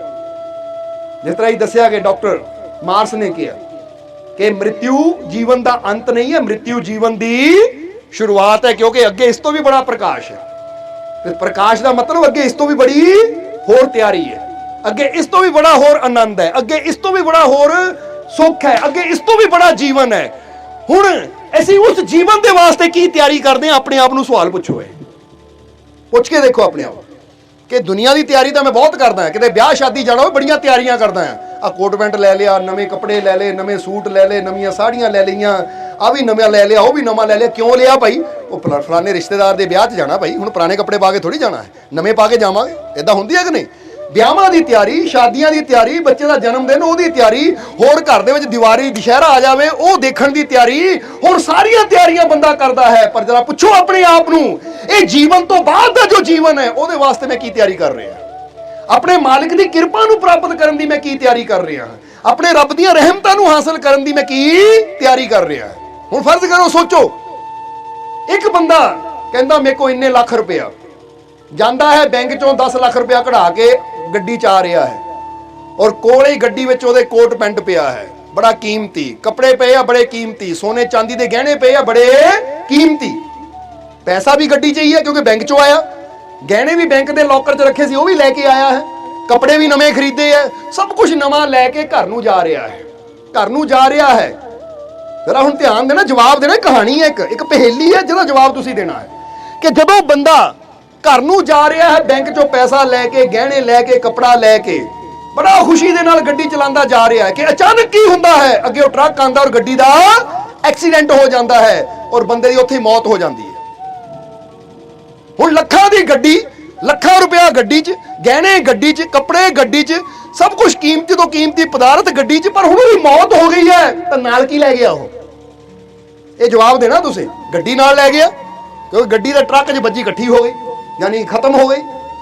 ਗਹਿਣੇ ਨਾਲ ਲੈ ਗਿਆ, ਗਹਿਣਿਆਂ ਦਾ ਟੈਚੀ ਵੀ ਜਿਹੜਾ ਬਾਕਸ ਸੀ ਉਹ ਵੀ ਉੱਥੇ ਪਿਆ ਰਹਿ ਗਿਆ, ਜਿਹੜਾ ਪੈਸੇ ਸੀ, ਪੈਸਿਆਂ ਦਾ ਬੈਗ ਉਹ ਨਾਲ ਲੈ ਗਿਆ, ਉਹ ਵੀ ਉੱਥੇ ਪਿਆ ਰਹਿ ਗਿਆ, ਜਿਹੜੇ ਨਵੇਂ ਕੀਮਤੀ ਕੱਪੜੇ ਦੁਕਾਨ ਤੋਂ ਖਰੀਦ ਕੇ ਲਿਆਂਦੇ ਸੀ ਉਹ ਨਾਲ ਲੈ ਗਿਆ। ਜਵਾਬ ਦਿਓ, ਕਿੱਥੇ ਰਹਿ ਗਿਆ ਉਹ ਵੀ ਉੱਥੇ ਹੀ ਰਹਿ ਗਿਆ। ਹੁਣ ਮਰ ਗਿਆ, ਉੱਥੇ ਨਾਲ ਕੀ ਗਿਆ ਉਹਦੇ? ਉੱਥੇ ਉਹਦੇ ਨਾਲ ਉਹਦੇ ਕੀਤੇ ਹੋਏ ਜੋ ਕਰਮ ਸੀ, ਜੋ ਅੱਛਾਈਆਂ ਸੀ ਜਾਂ ਜੋ ਬੁਰਾਈਆਂ ਸੀ, ਉੱਥੇ ਉਹਦੇ ਨਾਲ ਹੋ ਗਈਆਂ। ਤਾਂ ਜਿਹੜਾ ਸਮਝਦਾਰ ਇਨਸਾਨ ਹੈ ਉਹ ਇੱਕੋ ਹੀ ਗੱਲ ਕਹਿੰਦਾ ਹੈ ਕਿ ਭਾਈ ਜੇ ਮੈਂ ਪੈਸਾ ਜੋੜਦਾ ਆ, ਜੇ ਮੈਂ ਚੰਗਾ ਕੱਪੜਾ ਜੋੜਦਾ ਆ, ਚੰਗੇ ਗਹਿਣੇ ਜੋੜਦਾ ਹੈ, ਤਾਂ ਇਹ ਵੀ ਮੇਰਾ ਫਰਜ਼ ਬਣਦਾ ਚੰਗੇ ਕਰਮ ਵੀ ਮੈਂ ਜੋੜਾਂ, ਕਿਉਂਕਿ ਜਦੋਂ ਮੇਰੀ ਮੌਤ ਅਚਾਨਕ ਆਂਦੀ ਹੈ ਤਾਂ ਬਾਕੀ ਸਭ ਤਾਂ ਇੱਥੇ ਰਹਿ ਜਾਣਾ, ਜੋ ਮੇਰੇ ਅੱਛੇ ਕਰਮ ਜੋੜੇ ਹੋਏ ਆ ਉਹੀ ਮੇਰੇ ਨਾਲ ਜਾਣੇ। ਸਮਝ ਆ ਰਹੀ ਕਿ ਨਹੀਂ? ਹੁਣ ਤੁਸੀਂ ਆਪਣੇ ਆਪ ਨੂੰ ਇਹ ਸਵਾਲ ਪੁੱਛਣਾ ਹੈ ਕਿ ਮੈਂ ਐਸਾ ਕੀ ਜੋੜ ਰਿਹਾ ਹਾਂ, ਜਾਂ ਜੋ ਵੀ ਮੈਂ ਜੋੜ ਰਿਹਾ ਹਾਂ ਕੀ ਐਸਾ ਜੋੜ ਰਿਹਾ ਜੋ ਮੈਨੂੰ ਅੱਗੇ ਬਚਾਏਗਾ, ਜੋ ਮੈਨੂੰ ਅੱਗੇ ਕਾਮਯਾਬੀ ਦੇਗਾ, ਜੋ ਅੱਗੇ ਮੇਰੀ ਸਟੇਜ ਨੂੰ ਉੱਪਰ ਲੈ ਕੇ ਜਾਏਗਾ। ਸਟੇਜ ਦਾ ਮਤਲਬ ਮੈਨੂੰ ਕਾਮਯਾਬੀ ਦੇ ਕੇ ਮੈਨੂੰ ਹੋਰ ਇਸ ਤੋਂ ਅੱਛਾ ਜੀਵਨ ਦੇਗਾ, ਜਾਂ ਮੈਂ ਉਹ ਕੰਮ ਕਰ ਰਿਹਾ ਜਿਹੜਾ ਮੈਨੂੰ ਗਿਰਾਉਣ ਵਾਲਾ ਹੈ ਕਿ ਦੁਬਾਰਾ ਫਿਰ 84 ਦੇ ਚੱਕਰ ਚ ਲੈ ਆਏਗਾ। ਜਰਾ ਸਮਝਣਾ। ਤਾਂ ਹੀ ਤਾਂ ਗੁਰੂਆਂ ਨੇ ਫਰਮਾਨ ਕੀਤਾ, ਲੱਖ 84 ਜੂਨ ਸਵਾਈ ਮਾਨਸ ਕੋ ਪ੍ਰਭ ਦੀਏ ਵਡਿਆਈ, ਇਸ ਪੌੜੀ ਤੇ ਜੋ ਨਰ ਚੂਕੇ ਆਵੇ ਜਾਵੇ ਸੋ ਦੁਖ ਪਾਈ। ਕਿ ਪ੍ਰਮਾਤਮਾ ਨੇ ਮਨੁੱਖਾ ਯੂਨੀ ਦੇ ਕੇ ਸਭ ਤੋਂ ਉੱਚੀ ਪੌੜੀ ਤੇ ਰੱਖਿਆ ਤੈਨੂੰ, ਪੌੜੇ ਤੇ। ਹੁਣ ਇੱਥੋਂ ਅਗਰ ਗਿਰਦਾ ਹੈ ਤਾਂ ਦੁਬਾਰਾ ਫਿਰ ਚੜ੍ਹਾਈ ਚੜ੍ਹਨੀ ਪੈਣੀ ਹੈ। ਸਮਝਦੇ ਹੋ ਕਿ ਨਹੀਂ? ਜਿੱਦਾਂ ਕਬੀਰ ਸਾਹਿਬ ਨੇ ਵੀ ਕਿਹਾ ਹੈ ਕਿ ਲੱਖਾਂ ਜਨਮ ਤੂੰ ਜਗ ਤੇ ਪਾਏ, ਲਿਆ ਨਾ ਹਰ ਕਾ ਨਾਮ। ਉਹ ਕਹੇ ਕਬੀਰ ਜੇ ਜਨਮ ਮਿਲਾ तो आ साहिब के काम, आ साहिब के काम उमरिया बीती जाए, पल पल है अनमोल तू काहे समय गुआए। माटी का ये बना है पिंजरा, माटी में मिल जाना, उस साहिब के काम जो आए सफल हुआ जग आना। ਕਹਿੰਦੇ ਜੱਗ ਤੇ ਆਣਾ ਸਫਲ ਉਹਨਾਂ ਦਾ ਹੁੰਦਾ ਜਿਹੜੇ ਆਪਣੇ ਸਾਹਿਬ ਦੇ ਕੰਮ ਆਉਂਦੇ, ਆਪਣੇ ਮਾਲਿਕ ਦੇ ਕੰਮ ਆਉਂਦੇ ਆ, ਜਿਹੜੇ ਉਹ ਕਰਮ ਕਰਦੇ ਆ ਜਿਹ 'ਚ ਉਹ ਮਾਲਿਕ ਖੁਸ਼ ਹੈ। ਸਮਝਦੇ ਹੋ ਕਿ ਨਹੀਂ? ਜੇ ਇਹਨੂੰ ਏਦਾਂ ਦੁਨਿਆਵੀ ਤੌਰ ਤੇ ਇੱਕ ਮਿਸਾਲ ਦੇ ਕੇ ਸਮਝਾਈਏ, ਇੱਕ ਘਰ ਦਾ ਮਾਲਕ ਹੈ, ਅਮੀਰ ਆਦਮੀ ਹੈ, ਉਹ ਆਪਣੇ ਨੌਕਰ ਨੂੰ ਪੈਸੇ ਦੇ ਕੇ ਭੇਜਦਾ ਹੈ ਕਿ ਜਾ ਬਈ ਆ ਬਾਜ਼ਾਰ ਚੋਂ ਆ ਸੌਦਾ ਖਰੀਦ ਕੇ ਲਿਆਣਾ ਹੈ, ਆ ਕੰਮ ਕਰਕੇ ਆਣਾ ਹੈ। ਹੁਣ ਨੌਕਰ ਪੈਸੇ ਲੈ ਕੇ ਜਾਂਦਾ ਹੈ, ਪੈਸੇ ਲੈ ਕੇ ਚਲਾ ਗਿਆ, ਪਰ ਜਿਹੜਾ ਮਾਲਿਕ ਨੇ ਕੰਮ ਕਿਹਾ ਉਹ ਕਰਦਾ ਨਹੀਂ ਹੈ, ਔਰ ਆਪਣੇ ਹੀ ਖਾਣ ਪਾਣ 'ਚ ਐਸ਼ੋ ਆਰਾਮ 'ਚ ਪੈਸਿਆਂ ਨੂੰ ਗਵਾ ਰਿਹਾ ਹੈ, ਲੁਟਾ ਰਿਹਾ ਹੈ। ਔਰ ਜਦੋਂ ਪੈਸਾ ਖਤਮ ਹੋ ਜਾਂਦਾ ਫਿਰ ਵਾਪਸ ਮਾਲਿਕ ਦੇ ਕੋਲ ਆਉਂਦਾ ਹੈ, ਤਾਂ ਫਿਰ ਮਾਲਿਕ ਨੇ ਇਹਨੂੰ ਇਨਾਮ ਦੇਣਾ, ਤਰੱਕੀ ਦੇਣੀ ਹੈ, ਕੀ ਕਰਨਾ ਹੈ? ਜਰਾ ਜਵਾਬ ਦਿਓ ਸਾਨੂੰ, ਜਵਾਬ ਦਿਓ। ਕੀ ਕਰਨਾ ਹੈ ਮਾਲਿਕ ਨੇ? ਤਰੱਕੀ ਨਹੀਂ ਦੇਣੀ, ਸਜ਼ਾ ਦੇਣੀ ਹੈ ਉਹਨੂੰ। ਹੋ ਸਕਦਾ ਜੇ ਮੈਨੇਜਰ ਹੋਵੇ ਤਾਂ ਉਹਨੂੰ ਕਹੇ ਹੁਣ ਚਪੜਾਸੀ ਬਣ ਜਾ ਭਾਈ, ਕਿਉਂਕਿ ਤੂੰ ਗਿਰਨ ਵਾਲਾ ਕੰਮ ਕੀਤਾ, ਉੱਠਣ ਵਾਲਾ ਕੰਮ ਨਹੀਂ ਕੀਤਾ। ਕਿਉਂਕਿ ਜੇ ਪ੍ਰਮੋਸ਼ਨ ਹੁੰਦੀ ਤਾਂ ਡਿਮੋਸ਼ਨ ਵੀ ਹੋ ਜਾਂਦੀ ਹੈ। ਸਮਝਦੇ ਹੋ ਕਿ ਨਹੀਂ? ਪ੍ਰਮੋਸ਼ਨ ਕਦੋਂ ਹੁੰਦੀ? ਜਦੋਂ ਚੰਗਾ ਕੰਮ ਕਰਦੇ ਆ ਤਾਂ ਸਾਨੂੰ ਪ੍ਰਮੋਸ਼ਨ ਮਿਲਦੀ ਹੈ, ਤੇ ਜਦੋਂ ਮਾੜਾ ਕੰਮ ਕਰਦੇ ਆ ਤਾਂ ਮਾਲਕ ਕਹਿੰਦਾ ਤੂੰ ਆਹ ਕੰਮ ਕਰਕੇ ਨੁਕਸਾਨ ਕੀਤਾ ਹੈ, ਇਸ ਲਈ ਹੁਣ ਤੇਰੀ ਪ੍ਰਮੋਸ਼ਨ ਨਹੀਂ, ਤੇਰੀ ਡਿਮੋਸ਼ਨ ਹੋਣੀ, ਤੈਨੂੰ ਥੱਲੇ ਭੇਜਣਾ, ਹੁਣ ਤੈਨੂੰ ਮੈਂ ਥੱਲੇ ਕੱਢਣਾ ਹੈ। ਇਸੇ ਤਰ੍ਹਾਂ ਜਰਾ ਸੋਚੋ, ਇੱਕ ਨੌਕਰ ਨੂੰ ਮਾਲਿਕ ਸਮਾਨ ਦੇਣ ਲੈਣ ਵਾਸਤੇ ਪੈਸਾ ਦੇ ਕੇ ਭੇਜਦਾ, ਤਾਂ ਜੇ ਉਹ ਪੈਸੇ ਨੂੰ ਆਪਣੇ ਮਤਲਬ ਤੇ ਉਡਾਈ ਜਾਵੇ ਔਰ ਮਾਲਿਕ ਦਾ ਕੰਮ ਨਾ ਕਰੇ ਤਾਂ ਦੁਬਾਰਾ ਉਹਨੂੰ ਪ੍ਰਮੋਸ਼ਨ ਨਹੀਂ ਮਿਲਣੀ, ਤਰੱਕੀ ਨਹੀਂ ਮਿਲਣੀ, ਬਲਕਿ ਸਜ਼ਾ ਮਿਲਣੀ ਹੈ। ਅੱਜ ਤੁਹਾਨੂੰ ਵੀ ਸਵਾਸਾਂ ਦਾ ਧਨ ਦੇ ਕੇ ਪ੍ਰਮਾਤਮਾ ਨੇ ਦੁਨੀਆ ਤੇ ਭੇਜਿਆ ਕਿ ਜਾਓ ਇਹ ਮੇਰੇ ਬਣਾਏ ਸੰਸਾਰ ਨੂੰ ਸੁੰਦਰ ਬਣਾਓ, ਅੱਛਾ ਬਣਾਓ। ਜਾਂ ਇਹਨੂੰ ਏਦਾਂ ਸਮਝ ਲਓ ਕਿ ਤੁਸੀਂ ਇੱਕ ਨਵਾਂ ਘਰ ਬਣਾਉਂਦੇ ਹੋ ਤਾਂ ਆਪਣੇ ਕਿਸੇ ਨੌਕਰ ਨੂੰ ਜਾਂ ਕਿਸੇ ਕਾਰੀਗਰ ਨੂੰ, ਪੇਂਟਰ ਨੂੰ ਪੈਸਾ ਦੇ ਦਿੰਦੇ ਹੋ ਕਿ ਲੈ ਭਾਈ ਆ ਤੇਰੇ ਨਾਲ ਠੇਕਾ ਕੀਤਾ, ਚੱਲ ਲੱਖ ਰੁਪਏ ਦਾ ਠੇਕਾ ਲੈ, ਲੱਖ ਜਾ ਕੇ ਮੇਰੇ ਘਰ ਨੂੰ ਪੇਂਟ ਪੂੰਟ ਕਰ ਦੇ, ਜਾ ਕੇ ਘਰ ਨੂੰ ਚਮਕਾ ਦੇ। ਹੁਣ 6 ਮਹੀਨੇ ਬਾਅਦ, ਸਾਲ ਬਾਅਦ ਜਦੋਂ ਤੁਸੀਂ ਜਾ ਕੇ ਦੇਖਦੇ ਹੋ ਕਿ ਪੇਂਟਰ ਨੇ ਉੱਥੇ ਕੀਤਾ ਹੀ ਕੁਝ ਨਹੀਂ, ਉਲਟਾ ਤੁਹਾਡਾ ਪੈਸਾ ਖਾ ਗਿਆ, ਤਾਂ ਤੁਸੀਂ ਉਹਨੂੰ ਇਨਾਮ ਦੇਣਾ ਜਾਂ ਉੱਤੇ ਕੇਸ ਕਰਨਾ ਹੈ, ਉਹਨਾਂ ਨਾਲ ਲੜਾਈ ਕਰਨੀ ਹੈ। ਇਸੇ ਤਰ੍ਹਾਂ ਪ੍ਰਮਾਤਮਾ ਵੀ ਸਾਨੂੰ ਦੁਨੀਆ ਤੇ ਸਵਾਸਾਂ ਦਾ ਧਨ ਦੇ ਕੇ ਭੇਜਦਾ ਕਿ ਮੇਰੇ ਬਣਾਏ ਸੰਸਾਰ ਨੂੰ ਖੁਸ਼ੀਆਂ ਦੇ ਰੰਗਾਂ ਨਾਲ ਰੰਗ ਦੇ, ਪਿਆਰ ਦੇ ਰੰਗਾਂ ਨਾਲ ਰੰਗ ਦੇ, ਤਾਂ ਕਿ ਜਿੱਧਰ ਤੂੰ ਜਾਵੇਂ ਖੁਸ਼ੀਆਂ ਹੀ ਖੁਸ਼ੀਆਂ ਹੋਵੇ। ਹੁਣ ਜ਼ਰਾ ਸਮਝੋ, ਹੁਣ ਅਗਰ ਅਸੀਂ ਵੀ ਦੁਨੀਆ ਤੇ ਆ ਕੇ ਇਦਾਂ ਦੇ ਕੰਮ ਕਰਦੇ ਆ, ਨੇਕੀ ਦੇ ਕੰਮ ਕਰਦੇ ਆ, ਜਿਹਦੇ ਨਾਲ ਦੂਜੇ ਨੂੰ ਵੀ ਖੁਸ਼ੀ ਮਿਲਦੀ ਹੈ, ਜਿਹਦੇ ਨਾਲ ਸੰਸਾਰ ਵੀ ਸੁੰਦਰ ਬਣਦਾ ਹੈ, ਤਾਂ ਫਿਰ ਪ੍ਰਮਾਤਮਾ ਕਹਿੰਦਾ ਜੋ ਮੈਂ ਤੈਨੂੰ ਧਨ ਦੇ ਕੇ ਭੇਜਿਆ ਸੀ ਸਮੇਂ ਦਾ, ਸਵਾਸਾਂ ਦਾ, ਤੂੰ ਇਹਦਾ ਬਹੁਤ ਅੱਛਾ ਉਪਯੋਗ ਕੀਤਾ, ਮੈਂ ਤੇਰੇ ਤੋਂ ਬਹੁਤ ਖੁਸ਼ ਹਾਂ, ਆ ਜਾ ਹੁਣ ਤੈਨੂੰ ਇਸ ਤੋਂ ਚੰਗੀ ਜਗ੍ਹਾ ਲੈ ਜਾਵਾਂ।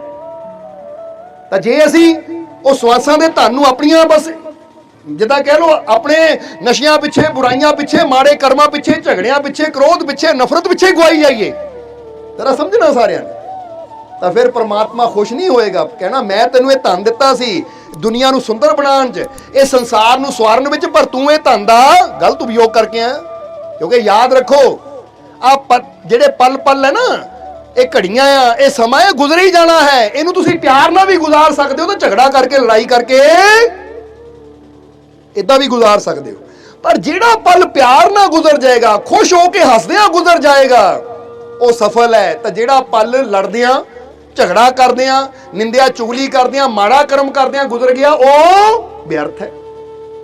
ਹੁਣ ਇਹ ਚੈੱਕ ਤੁਸੀਂ ਕਰਨਾ ਹੈ ਕਿ ਮੈਂ ਆਪਣੇ ਜੀਵਨ ਨੂੰ ਕਿਹਦਾ ਬਣਾ ਰਿਹਾ ਹਾਂ, ਮੈਂ ਆਪਣੇ ਮਾਲਿਕ ਦੇ ਦਿੱਤੇ ਜੀਵਨ ਨੂੰ ਸਹੀ ਰਸਤੇ ਲਾ ਰਿਹਾ ਹਾਂ, ਸਹੀ ਦਿਸ਼ਾ 'ਚ ਲਾ ਰਿਹਾ ਹਾਂ, ਜਿਹੜੀ ਦਿਸ਼ਾ ਮੈਨੂੰ ਮੇਰੀ ਮੰਜ਼ਿਲ ਦੀ ਤਰਫ ਲੈ ਕੇ ਜਾ ਰਹੀ ਹੈ, ਜਾਂ ਮੈਂ ਆਪਣੇ ਜੀਵਨ ਨੂੰ ਵਿਅਰਥ ਵਾਲੇ ਪਾਸੇ ਲਾ ਰਿਹਾ ਹਾਂ, ਬੁਰਾਈਆਂ ਵਾਲੇ ਪਾਸੇ ਲਾ ਰਿਹਾ ਹੈ, ਜਿਹੜੀ ਮੇਰੇ ਜੀਵਨ ਨੂੰ ਦੁੱਖਾਂ, ਤਕਲੀਫਾਂ, ਪਰੇਸ਼ਾਨੀਆਂ ਨਾਲ ਭਰ ਦੇਵੇ। ਕੀ ਮੈਂ ਉਸ ਦਿਸ਼ਾ ਵੱਲ ਚੱਲ ਰਿਹਾ ਹਾਂ ਜੋ ਮੇਰੇ ਜੀਵਨ ਨੂੰ ਬਰਬਾਦ ਕਰ ਦੇਵੇ?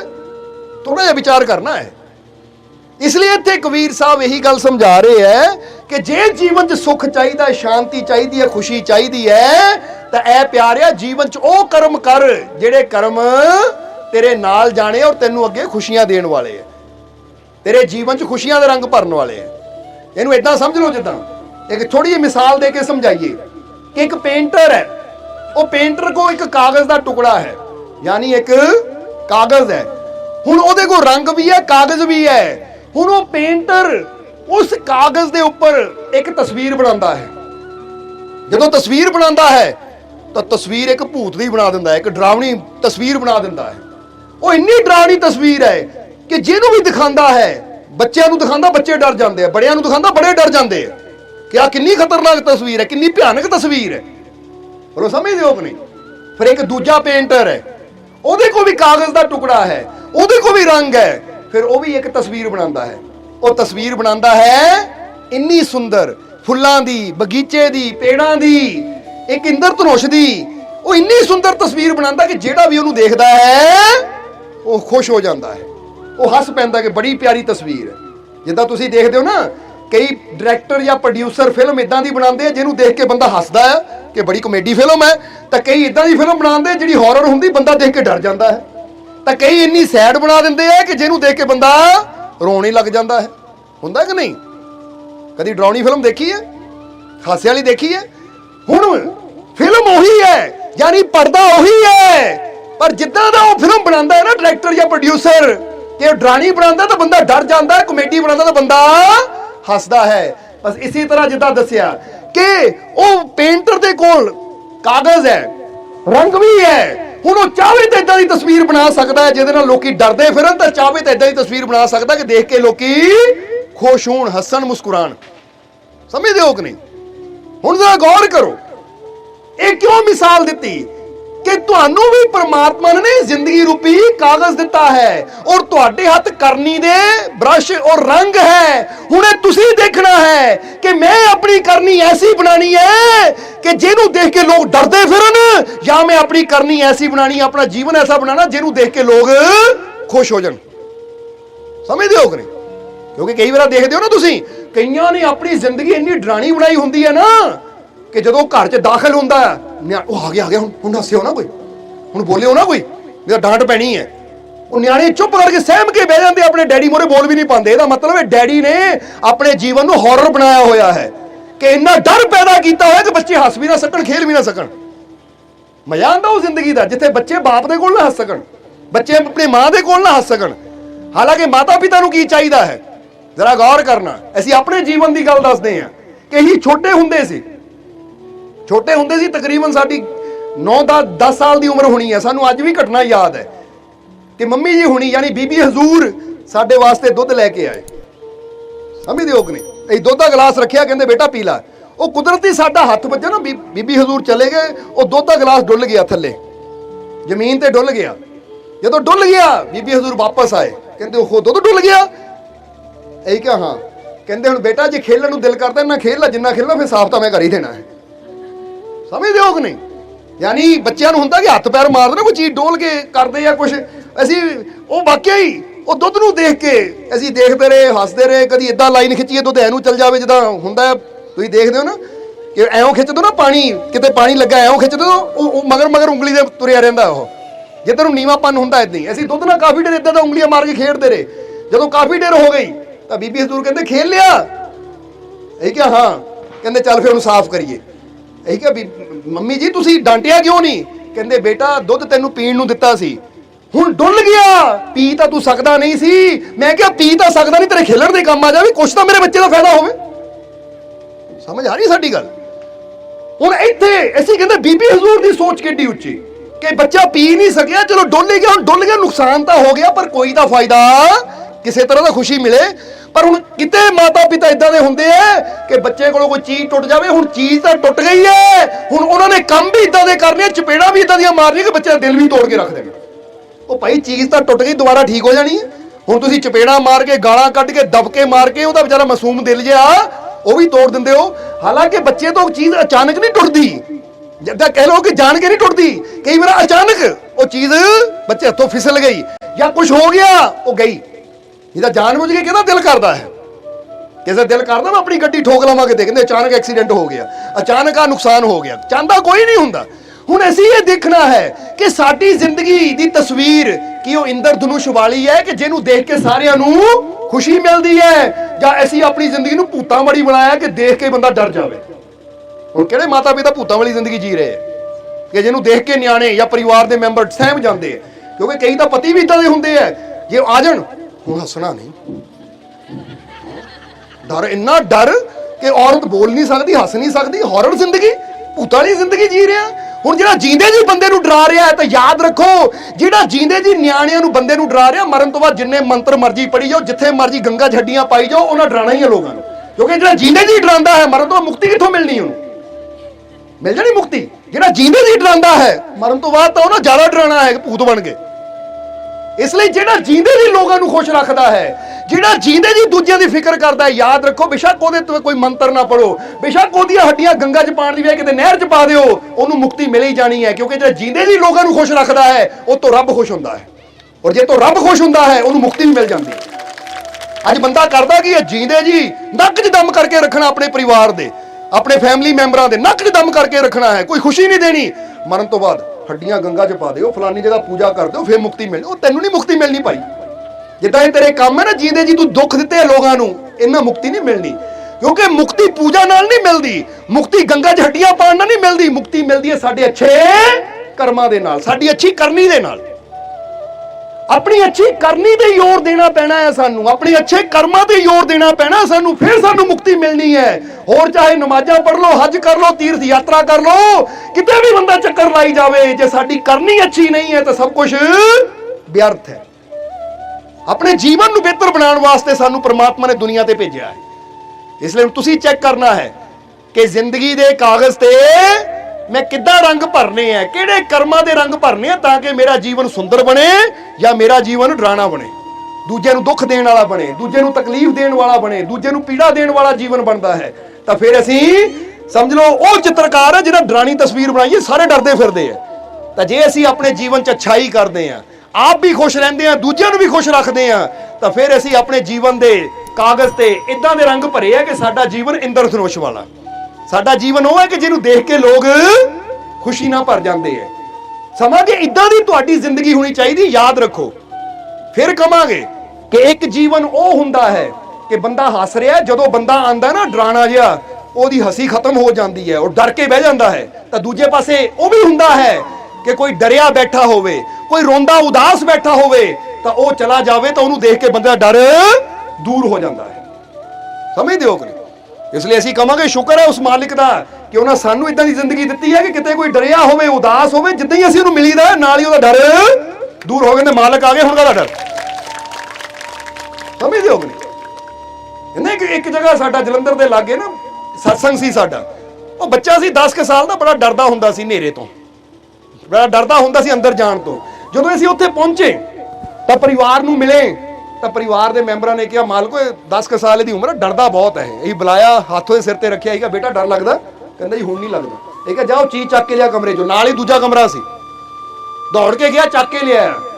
ਇਹ ਕਿਹਾ ਹੁਣ ਡਰ ਨਹੀਂ ਲੱਗਾ? ਕਹਿੰਦਾ ਹੁਣ ਮਾਲਕ ਆ ਗਏ, ਹੁਣ ਮੇਰਾ ਡਰ ਖਤਮ ਹੋ ਗਿਆ। ਹੁਣ 10 ਸਾਲ ਦਾ ਬੱਚਾ ਇਹ ਸਮਝਦਾ ਹੈ।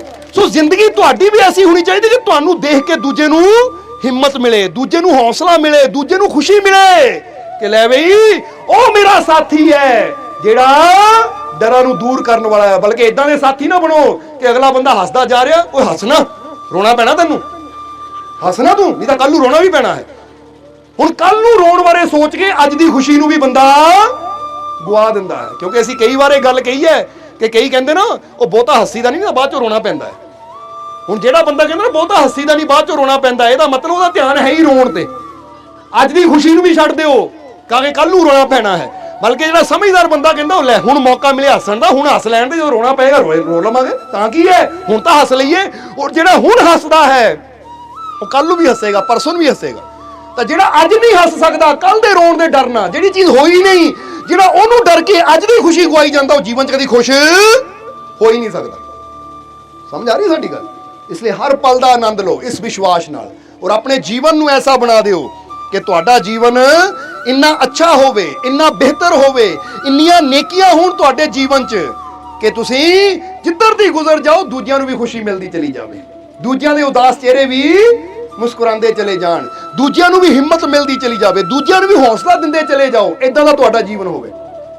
ਕਿਉਂਕਿ ਇੱਕ ਗੱਲ ਹਮੇਸ਼ਾ ਯਾਦ ਰੱਖਣਾ ਕਿ ਬਹੁਤ ਲੋਕ ਇਦਾਂ ਦੇ ਵੀ ਹੁੰਦੇ ਆ ਜਿਹੜੇ ਜਿੱਧਰ ਦੀ ਜਾਂਦੇ ਆ ਸਾਡੀ ਹਿੰਮਤ ਨੂੰ, ਸਾਡੇ ਹੌਸਲੇ ਨੂੰ ਤੋੜਦੇ ਚਲੇ ਜਾਂਦੇ ਆ। ਸਾਡੀ ਹਿੰਮਤ ਨੂੰ ਘਟਾਉਂਦੇ ਚਲੇ ਜਾਂਦੇ ਆ, ਸਾਡੇ ਅੰਦਰ ਡਰ ਪੈਦਾ ਕਰਦੇ ਚਲੇ ਜਾਂਦੇ ਆ। ਬੋਲੋ ਸਮਝਦੇ ਹੋ ਕਿ ਨਹੀਂ? ਹੁਣ ਤੁਸੀਂ ਦੇਖੋਗੇ ਨਾ, ਕੋਈ ਬੰਦਾ ਬੇਫਿਕਰਾ ਜਿਹਾ ਹੋਏ ਘੁੰਮਦਾ ਸੀ ਪਿਛਲੇ ਸਮੇਂ 'ਚ, ਓਏ ਬਾਹਰ ਕੀ ਕਰਦਾ, ਅੰਦਰ ਬਹਿ ਮਾਸਕ ਲਾ, ਕਰੋਨਾ ਨੇ ਮਾਰ ਦੇਣਾ ਤੈਨੂੰ। ਉਹ ਚੰਗਾ ਭਲਾ ਖੇਡਦਾ ਬੰਦਾ ਵੀ ਮਾਸਕ ਲਾ ਕੇ ਅੰਦਰ ਬਹਿਦਾ ਡਰਦਾ ਹੋਇਆ, ਇਹਦਾ ਮਤਲਬ ਬੰਦਾ ਉਹ ਹੈ ਡਰ ਪੈਦਾ ਕਰਨ ਵਾਲਾ ਹੈ। ਸਮਝਦੇ ਹੋ ਕਿ ਨਹੀਂ? ਹੁਣ ਜਿਹੜੇ ਬਹਾਦਰ ਹੈ ਉਹ ਕਹਿੰਦੇ ਫਿਕਰ ਨਾ ਕਰ, ਫਿਕਰ ਨਾ ਕਰ, ਜੇ ਰੱਬ ਤੇਰੇ ਨਾਲ ਹੈ, ਤੇਰਾ ਮਾਲਿਕ ਤੇਰੇ ਨਾਲ ਹੈ, ਜਿਹਨਾਂ ਤੈਨੂੰ ਪੈਦਾ ਕੀਤਾ ਜੇ ਉਹ ਤੇਰੇ ਨਾਲ ਹੈ, ਡਰਨ ਦੀ ਲੋੜ ਨਹੀਂ ਹੈ, ਉਹ ਤੇਰੀ ਸੰਭਾਲ ਕਰੇਗਾ। ਬੋਲੋ ਸਮਝਦੇ ਹੋ ਕਿ ਨਹੀਂ? ਜਿੱਦਾਂ ਅਸੀਂ ਮਿਸਾਲ ਦੇਈਦੀ ਹੈ ਨਾ ਕਿ ਇੱਕ ਘਰ ਦੇ ਬਾਹਰ ਖੁੰਖਾਰ ਕੁੱਤਾ ਵੱਜਾ ਹੈ ਔਰ ਉਹ ਗਲੀ 'ਚੋਂ ਤੁਸੀਂ ਲੰਘਣਾ ਹੈ ਤਾਂ ਕੁੱਤਾ ਗਲੀ ਦੇ ਵਿੱਚ ਹੀ ਵੱਜਾ ਹੋਇਆ ਹੈ, ਤਾਂ ਕੁੱਤਾ ਬੜਾ ਖਤਰਨਾਕ ਹੈ। ਹੁਣ ਤੁਸੀਂ ਜਦੋਂ ਜਾਂਦੇ ਹੋ ਕੁੱਤਾ ਗੁर्रा ਕੇ ਤੁਹਾਡੇ ਨੂੰ ਆਉਂਦਾ, ਤੁਸੀਂ ਖੜ ਜਾਂਦੇ ਹੋ, ਤਾਂ ਹੁਣ ਤੁਸੀਂ ਕੀ ਕਰਨਾ? ਕੁੱਤੇ ਨਾਲ ਲੜਨਾ ਹੈ, ਲੜਨਾ ਹੈ ਕੁੱਤੇ ਨਾਲ।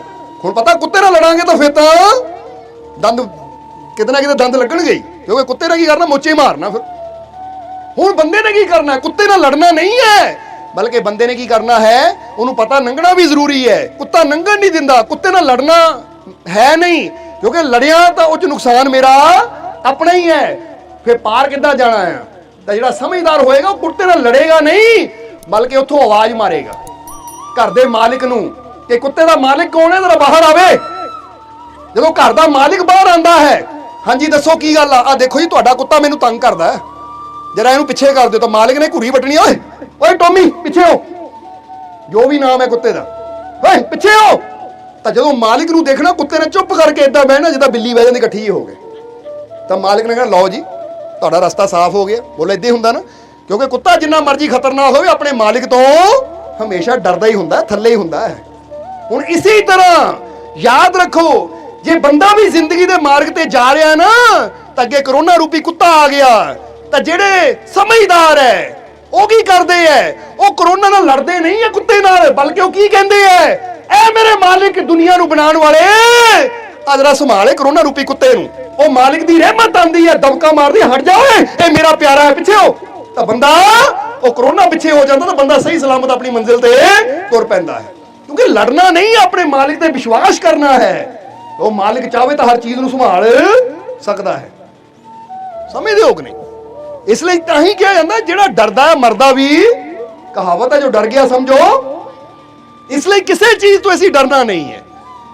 ਆਪ ਵੀ ਅਸੀਂ ਪੋਜ਼ਿਟਿਵਿਟੀ ਨਾਲ, ਆਪਣੇ ਮਾਲਿਕ ਦੇ ਪ੍ਰੇਮ ਔਰ ਵਿਸ਼ਵਾਸ ਨਾਲ ਭਰਪੂਰ ਹੋਣਾ ਹੈ, ਤਾਂ ਦੂਜਿਆਂ ਨੂੰ ਵੀ ਵਿਸ਼ਵਾਸ ਨਾਲ, ਮਾਲਿਕ ਦੇ ਭਰੋਸੇ ਨਾਲ ਭਰਪੂਰ ਕਰਨਾ ਕਿ ਡਰਨਾ, ਉਹ ਮੇਰਾ ਰਾਖਾ, ਉਹ ਮੇਰਾ ਮਾਲਿਕ, ਤੂੰ ਮੇਰਾ ਰਾਖਾ ਸਭਨੀ ਥਾਈ, ਉਹ ਹਰ ਜਗ੍ਹਾ ਮੇਰੇ ਨਾਲ ਹੈ, ਹਰ ਜਗ੍ਹਾ ਸਾਡੇ ਨਾਲ ਹੈ। ਇਸ ਲਈ ਆਪਣੇ ਮਾਲਿਕ ਤੇ ਵਿਸ਼ਵਾਸ ਰੱਖ, ਤਾਂ ਕੋਈ ਬਿਮਾਰੀ, ਕੋਈ ਪਰੇਸ਼ਾਨੀ ਤੇਰਾ ਕੁਝ ਨਹੀਂ ਵਿਗਾੜ ਸਕਦੀ। ਬੋਲੋ ਸਮਝਦੇ ਹੋ ਕਿ ਨਹੀਂ? ਵਿਗੜਦਾ ਤਾਂ ਉਹਨਾਂ ਦਾ ਜਿਹੜਾ ਮਾਲਿਕ ਨੂੰ ਆਵਾਜ਼ ਮਾਰਨ ਦੀ ਬਜਾਏ ਸਿੱਧਾ ਕੁੱਤੇ ਦੀ ਪੂਛ ਫੜਨ ਨੂੰ ਫਿਰਦਾ ਹੈ, ਸਿੱਧਾ ਕੁੱਤੇ ਨੂੰ ਲੜਨ ਨੂੰ ਫਿਰਦਾ ਹੈ, ਤਾਂ ਫਿਰ ਤਾਂ ਉਹਦਾ ਨੁਕਸਾਨ ਹੀ ਹੋਣਾ ਹੈ। ਪਰ ਜਿਹੜਾ ਮਾਲਿਕ ਨੂੰ ਹੀ ਪੁਕਾਰਦਾ ਹੈ, ਤਾਂ ਹੀ ਤਾਂ ਇੱਥੇ ਕਬੀਰ ਸਾਹਿਬ ਕਹਿੰਦੇ ਹੈ ਕਿ ਸਤ ਸੰਗਤ ਔਰ ਹਰੀ ਭਜਨ ਬਿਨ ਸੁਖੀ ਨਾ ਦੇਖਾ ਕੋਏ।